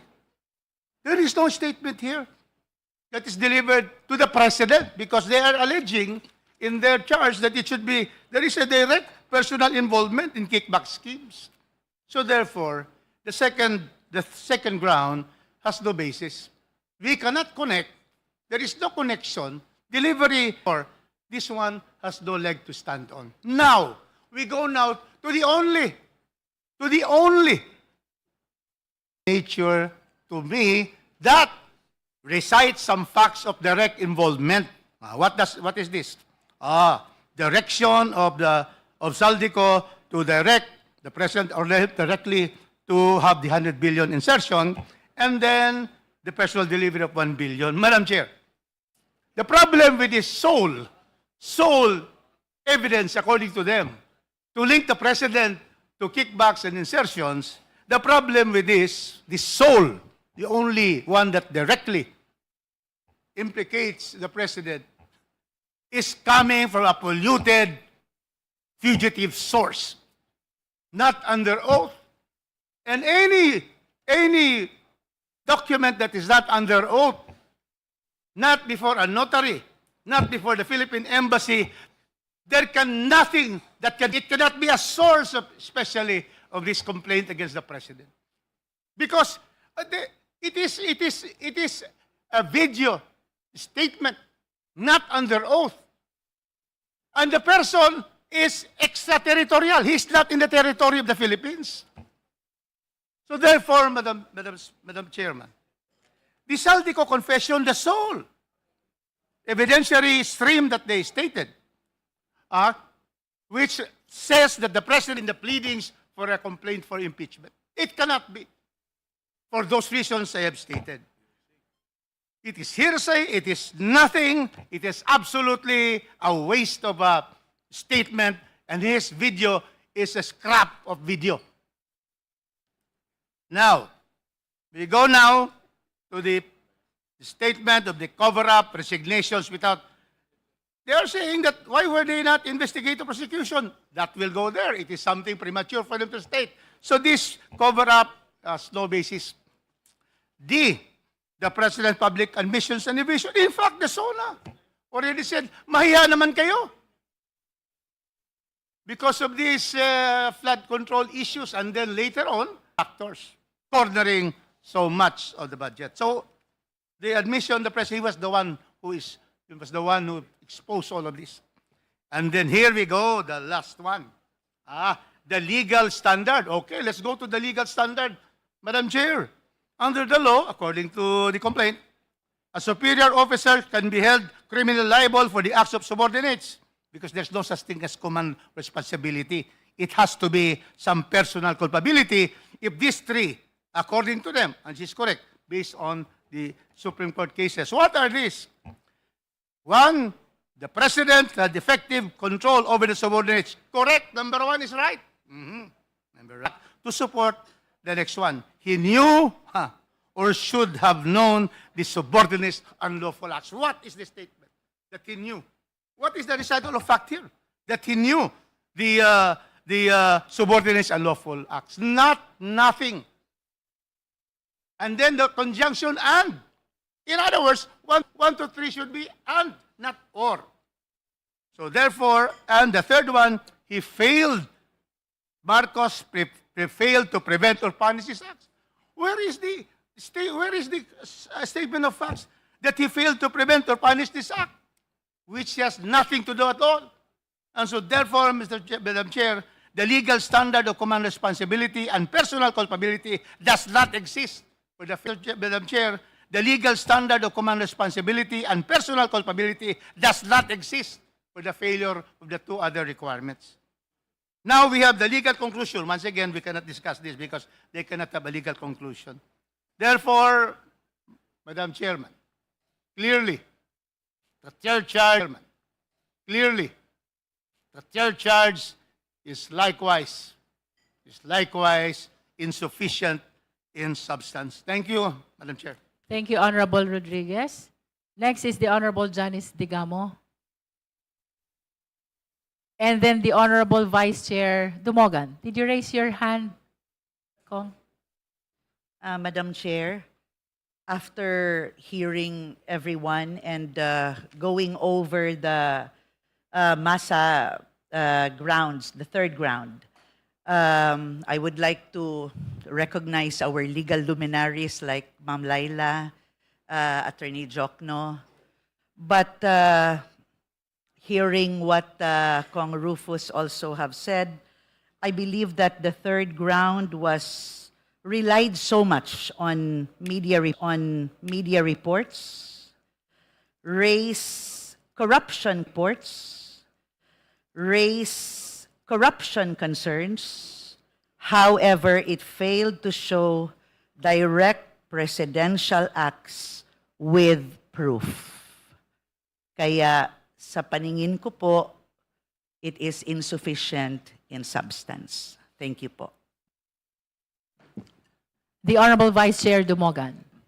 A lot of those involved are now facing criminal charges.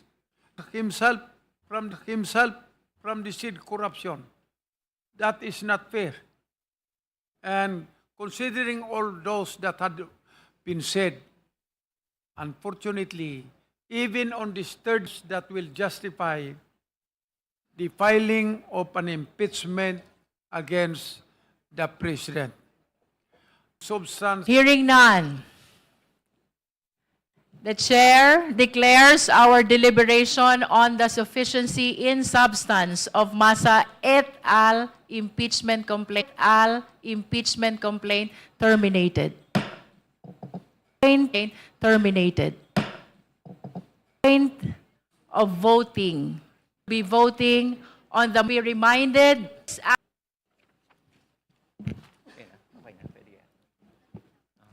Before we proceed to voting, the Chair wishes to address the Justice Committee. We recognize the knowledge, expertise, and wisdom of all the members in this extensive and exhaustive deliberation in the De Jesus impeachment complaint and Masa et al. Impeachment complaints, the Talibi Kent and Masa et al. Impeachment complaints came very liberal in hearing the members' comments and even questions and answers. This is in recognition of the extraordinary power of the sovereign Filipino people to enable to the law. As representative of the sovereign people, we are likewise their voice. And it is incumbent upon this committee to ventilate all possible views and opinions of the people and wider perspective as we come to the end of our deliberation. Mga kasama, before we vote on the sufficiency in substance of the De Jesus and Massa complaint, the chair would like to remind everyone of the immense weight of the task at hand of this committee. Sa pagtukoy kung may sapat na substance ang mga reklamong ito, laging kinikilala ng komite ang sound discretion ng bawat miyembro. Your vote must be rooted in your individual appreciation of the facts, the allegations, and the annexes attached to the complaints. Although the rules of procedure on impeachment proceedings state that the requirement of substance is met when there is a recital of facts constituting the offense charge and determinative of the jurisdiction of the committee, huwag nating kalilimutan, impeachment is a sui generis proceeding. It is a class of its own. Hindi lang ito basta legalidad. Ito ay usapin ding politikal at moral. Uulitin ko po, ito ay isa sa pinakamakapangyarihang mandato na ibinigay sa atin ng Konstitusyon. The 1987 Constitution has lodged this power in us, the members of Congress, who are duly elected representatives of the Filipino people. It is our duty to determine whether or not the highest officials of the country have committed acts that are so detrimental to the Filipino people that they deserve to be removed from office. Kaya naman, I urge every member of this committee, vote with your conscience.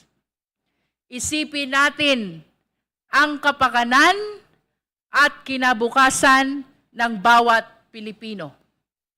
Let us prove that in this hall, the interest of the Filipino people always comes first. Maraming salamat po. Madam Chair.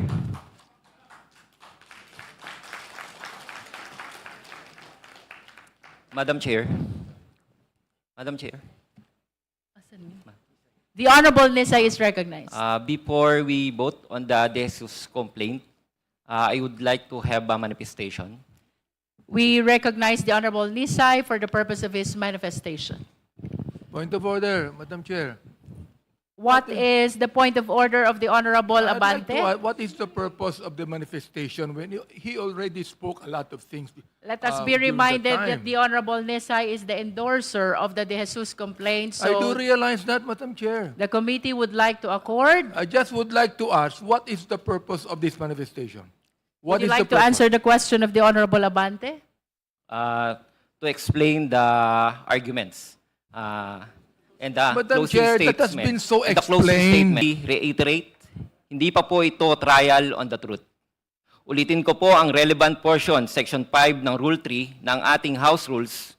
The requirement of substance is met if there is a recital of facts constituting the offense charge and determinative of the jurisdiction of the committee. Ang proceedings natin ngayon ay masasabing nasa pleading level pa lamang. Ang ultimate facts na ito ay maaaring mga acts, omissions, at inactions na may kasamang konteksto na kung i-assume natin na totoo sa ngayon ay magko-constitute talaga ng impeachable offenses. Keeping in mind that standard, I am respectfully submitting ng mga narinig kong manifestations ng dahilan ng substance insufficiency kahapon para rito sa De Jesus complaint ay mainly nagre-revolve na sa appreciation of evidence at ultimate truthfulness ng mga aligasyon. With all due respect, hindi pa po ito ay preliminary stage pa lamang. Hindi lang din ako ang taong dapat sumagot dito. May complainant na nakapirma at nag-verify ng the question is narrower. May facts alleged ba? May context ba? At may clear nexus ba to all members of the committee? Sufficiency in substance that not require na may existing criminal charge already filed against the respondent, nor that the pleading uses the perfect criminal law label of kidnapping. Gaya ng mga tanong na ibinabato sa akin kahapon, ang recital of facts sa complaint na ito ay ang inaksyon ng Presidente at hindi ng kung anong executive orders mula sa Presidente. Maliwanag, Madam Chair, for this offense, the complainant narrates inaction kaya clearly may recital of ultimate facts. Hindi lang ito conclusions. Dagdag pa, these pleaded facts are attributable to the impeachable officer. Dahil nabanggit ko, may mga command responsibility ang ating Pangulo over through PNP.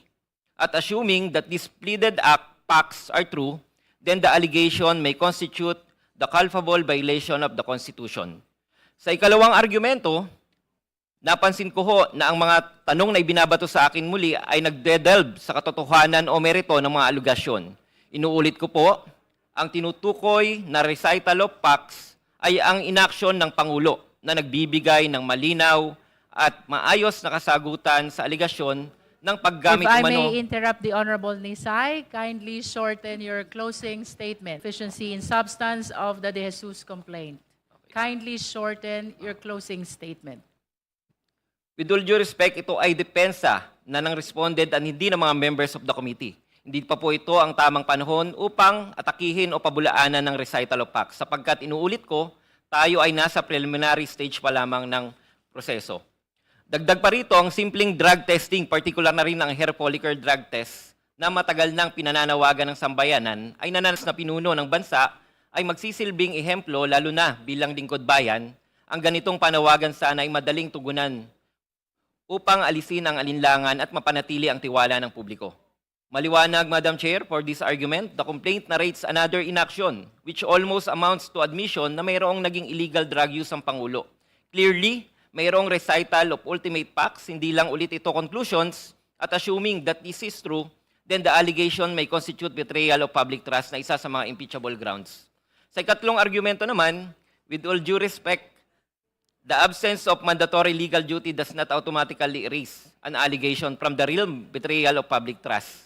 The Constitution recognized that some acts are short of being criminal but may still be serious breach of public trust. At po dito sa aking paunang speech kahapon na hindi namin dinidispute ang katotohanan na wala nga naman talagang legal duty ang Presidente na magbito. Ang moral aspect din ang ating tinitingnan dito. Kung ating susuriin ang national budgets, mapapansin na lumobo na ang mga program appropriations at record high kumpara sa mga nagdaang mga administrasyon. Sa makatuwid for this third offense, the complaint narrates on an omission of the part of an impeachable officer. Honorable Nisay, I am aware that you have 5 offenses. You are on the 3rd. Kindly shorten your closing statement. Closing. Madam Chair, kung nakakalimutan natin na ang power to impeach ay parte ng ating checks and balances, kung sa umpisa pa lamang ay tila ipinagtatanggol na ang Pangulo, ano pang silbi ng checks and balances na ito? Huwag sana nating gawing mas komplikado ang sufficiency in substance. It was meant to be simple and workable because impeachment is the Constitution mechanism to ensure accountability of impeachable officers. Kapag may seryosong aligasyon at red flags, hindi natin pwedeng sabihing bahala na. Kapag may seryosong aligasyon at red flags na nagiging pattern na, hindi natin pwedeng i-technical ang private citizen na dumudulog sa atin. Hindi tayong pwedeng magbulag-bulagan sa mga hinaing ng ating mga kababayan na mas malubhang naapektuhan at mas maapektuhan ng mga aligasyon na ito. Dahil katulad ko, alam ko ang bawat isa sa inyo ay nakikita rin ng mga ito. Ang gusto lang din naman ng taong bayan ay buksan natin ang pinto ng proseso at dinggin ang kanilang mga hinaing. Madam Chair, in view of the foregoing, I respectfully submit that the impeachment complaint be deemed sufficient in substance and that it accordingly be allowed to proceed to the next stage of the proceedings. Maraming salamat po, Madam Chair. Because we gave opportunity to Representative Nisay to make a closing statement in support of the De Jesus impeachment complaint, in the interest of equality, we are giving as well the same opportunity to the endorsers of Masa et al. Impeachment complaint. The Honorable Tino. Madam Chair, we will give the 3 endorsers, but I think we are now ready to vote on the first one. How many endorsers will be delivering a closing statement? 3. Pero Three? maiksi That's lang fine. po, Yeah, Madam Chair. That's okay. The 3 can speak. But let us now vote because we're finished through already with the first one, so that we can already decide on the first one after hearing the closing statement. Honorable Rodriguez, the chair wishes to do the voting one after the other, immediately one after the other. So I wish to request Honorable Tino only to deliver the closing statement. Chair, I wish to state that I always agree with the chair. Thank you, Honorable Rodriguez. Madam Chair, you said only. Will Honorable Co and Honorable Ilago be amenable to that? That it will only be Honorable Only. Tino who will be delivering the closing statement in support of the, or you can choose who among the three of you. To my understanding, Madam Chair, the motion provided by Honorable Rufus is that we vote first on the first complaint. And He then withdrew his motion already because he said he's always following the chair. Okay. We'd still like to provide a short manifestation if possible, Madam Chair. Yes, please, but we will be allowing only one endorser in support of Masa et al. Complaint. This is only in the interest of equality Sige because po. we heard the closing statement Okay. of the Ako Jesus na lang. impeachment complaint. Honorable Tino, you're recognized. Maraming salamat, Madam Chair. Bumoto ang committee ito na sufficient inform ang Masa et al. Complaint. Ibig po sabihin, verified complaint na nakabatay sa personal knowledge and authentic records. Kaya settled na po ang usapin na ito. No, as far as this stage of the proceedings is concerned. Narito tayo ngayon sa determination of sufficiency in substance. At ang kinakailangan lamang po rito ay tiyakin na merong recitation of facts na nagpapatungkol sa isang ground for impeachment at therefore dapat na maging patuloy na paksa ng komiting ito. Malinaw na palinaw po na sufficient in substance ang Masa et al. Complaint. Meron pong malinaw na ground, betrayal of public trust, laban kay Pangulong Bongbong Marcos Jr. at malinaw din po ang recitation of facts na pinagbabatayan nito. Una, yung institutionalization ng formula para sa preparasyon ng National Expenditure Program na sinabmit ng Pangulo sa Kongreso sa 3 taon ng kanyang presidency. No? At ito ang sistema na punot dulo ng flood control corruption scandal. Yun yung tinatawag nating BBM parametric formula na karugtong ng mga sistema ng mga proponent o modus ng mga proponent, commitment or kickback mula sa mga corrupt na contractor tungo sa mga corrupt na opisyal. No?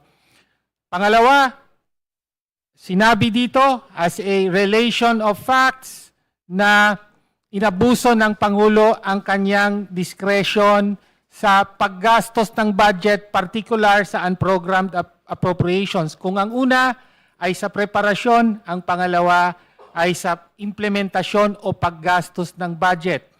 Malinaw na binanggit, ni-recite sa complaint na tangi, sole and exclusive ang discretion ng Pangulo sa paggastos. Kung ano ang paggagastusan at kung ano ang hindi paggagastusan ng unprogrammed appropriations at inugnay natin ang pinaggastusan ng unprogrammed appropriations na inaprubahan ng Pangulo mismo, direktang at personal sa corruption. No? At kasama rin dito sa abuse ng kanyang discretion ang pagpahintulot na gamitin ang PhilHealth funds para sa infrastructure kahit alam ng lahat na ang pondo ng PhilHealth ay ayon sa batas, PhilHealth law at saka laws on sin taxes hindi pwedeng gamitin para sa ibang purpose kung hindi para sa kalusugan. No? At panghuli ay sinasabi dito na direktang may paglahok sa insertion at pagtanggap ng kickback ang Pangulo. No, sa madaling sabi, sufficient in substance po ang complaint at ang pinakamahalaga po dito ay sinasagot ang tanong. No? Nangyari ang pinakamalalang corruption na tinatawag nating flood control corruption scandal sa unang 3 taon ng pagkapangulo ni Ferdinand Bongbong Marcos Jr. Ang tanong ng lahat, alam ba to o hindi alam ng Pangulo na nagaganap ang ganitong corruption? No? Sinasagot po ng complaint. Sinasabi dito, hindi lang sa alam niya, kung hindi siya ang nagpahintulot at may direktang partisipasyon sa corruption na ito. Ito ay pagtataksil sa tiwala ng taong bayan at therefore dapat siyang ma-impeach. The Chair declares the termination of all forms of statements and manifestations. We shall now proceed to vote. The Chair is ready to hear the motion for the declaration of sufficiency in substance of the De Jesus impeachment complaint. Madam Chair, The Honorable Zamora is recognized. Madam Chair, I move to declare the De Jesus complaint insufficient in substance. Insufficient in substance. There is a motion to declare the De Jesus complaint insufficient in substance. Is there a second? Second. The same has been seconded. Is there any objection?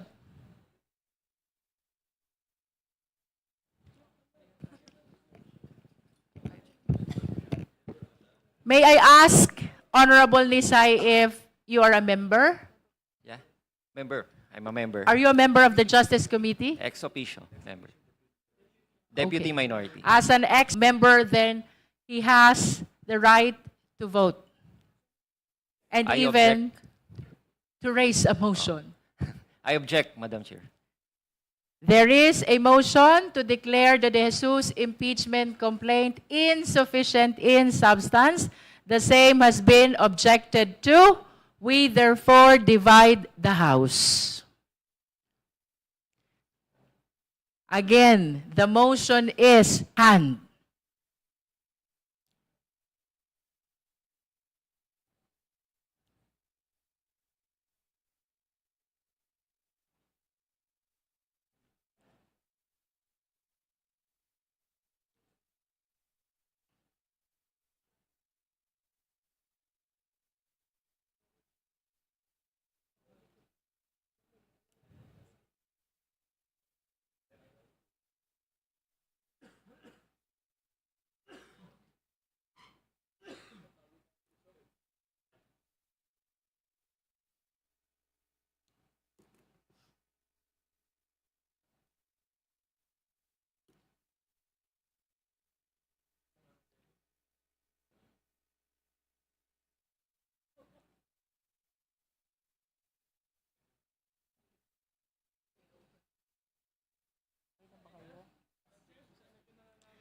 You may put down your hands.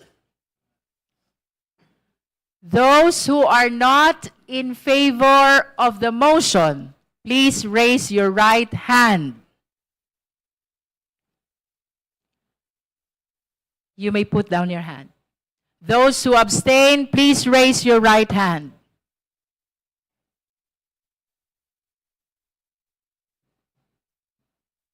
You may put down your hands.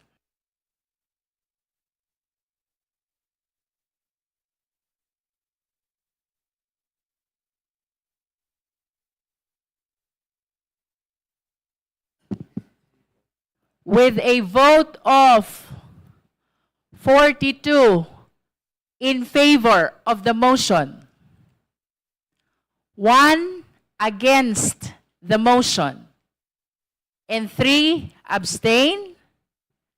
The chair therefore declares the impeachment complaint of De Jesus insufficient in substance.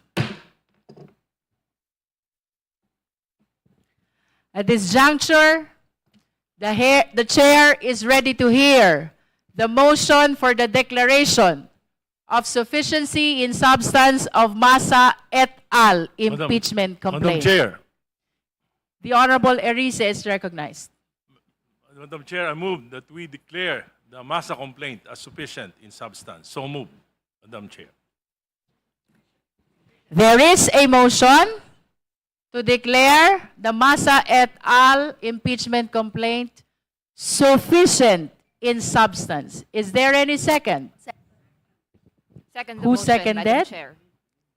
The Honorable De Lima seconded. Is there any objection? I object. The motion has been objected to. We therefore divide the House. Let me restate. The motion is to declare Masa et al. Impeachment complaint sufficient in substance. Those who are in favor of the motion, please raise your right hand.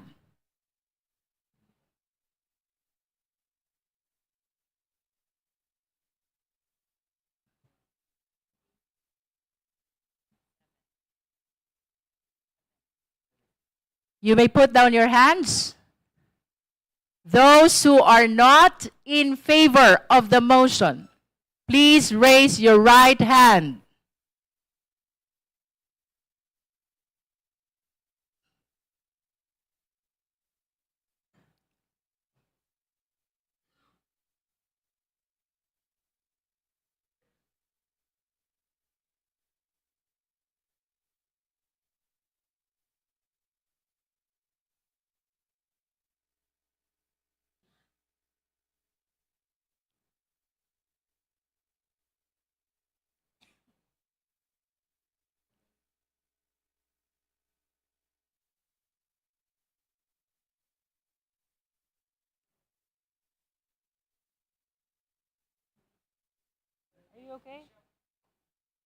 You may put down your hands. Those who abstain, please raise your right hand.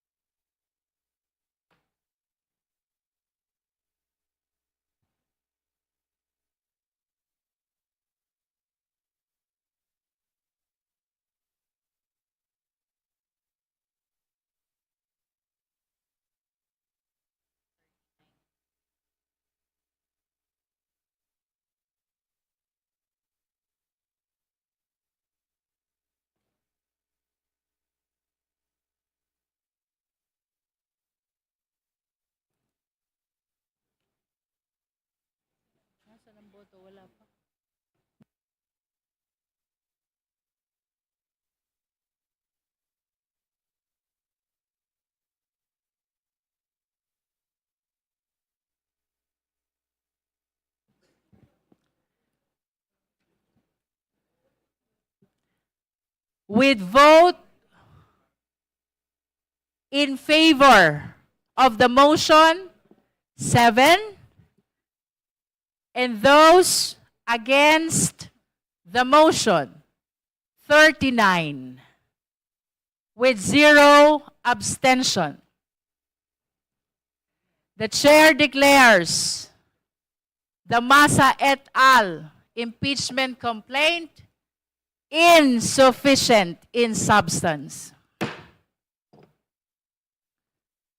That concludes the voting on the sufficiency or insufficiency of substance of the 2 impeachment complaints. If we have no other matter to discuss, we are suspending the meeting until February 9, 2026, 10 o'clock in the morning. Members present are considered informed in today's hearing. Meeting is suspended.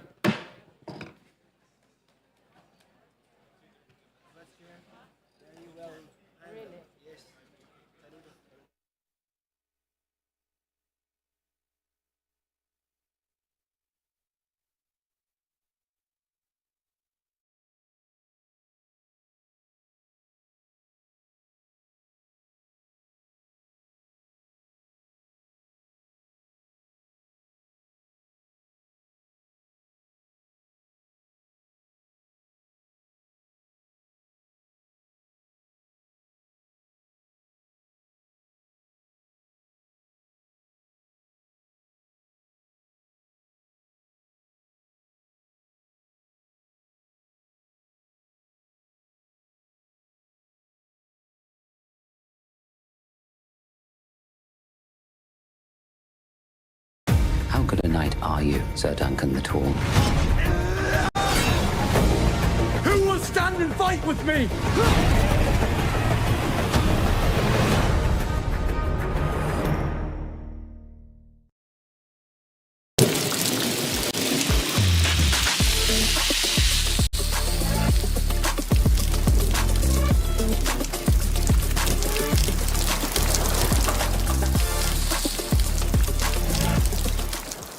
Dahil kasama po namin sa studio, nagbaon po. Akala ko naman walang baong pagkain na Ilonggo. Ay syempre, hindi ubra na ang Ilonggo, walang pagkain. Masarap yung pagkain namin. Masarap. Congressman Lawrence Defensor ng 3 distrito po ng Iloilo at House Deputy Majority Leader. Congressman, Good morning, Kong. mayong aga. Good morning, Alvin and Doris, at maayong aga sa tanan ng mga taga Iloilo at sa lahat ng mga tagapakinig nyo. So tanan sila naghambal namit daw yung pansit molo. Dapat lang, basta Ilonggo namit. Yung pansit molo, partner, galing yan sa distrito sa Iloilo na molo. Doon yung gawa, kaya pansit molo. Molo is a district in Iloilo. Ano sabi mo, kambal? Ha? Kambal. Kambal? Wala ko sabing kambal. Hambal. Hambal is sabi. Sabi. Oo, sinabi. Alam ko, kambal. Kaya po namin inimbita si Congressman because today is an important day para po sa outcome dito mga impeachment complaint laban sa presidente.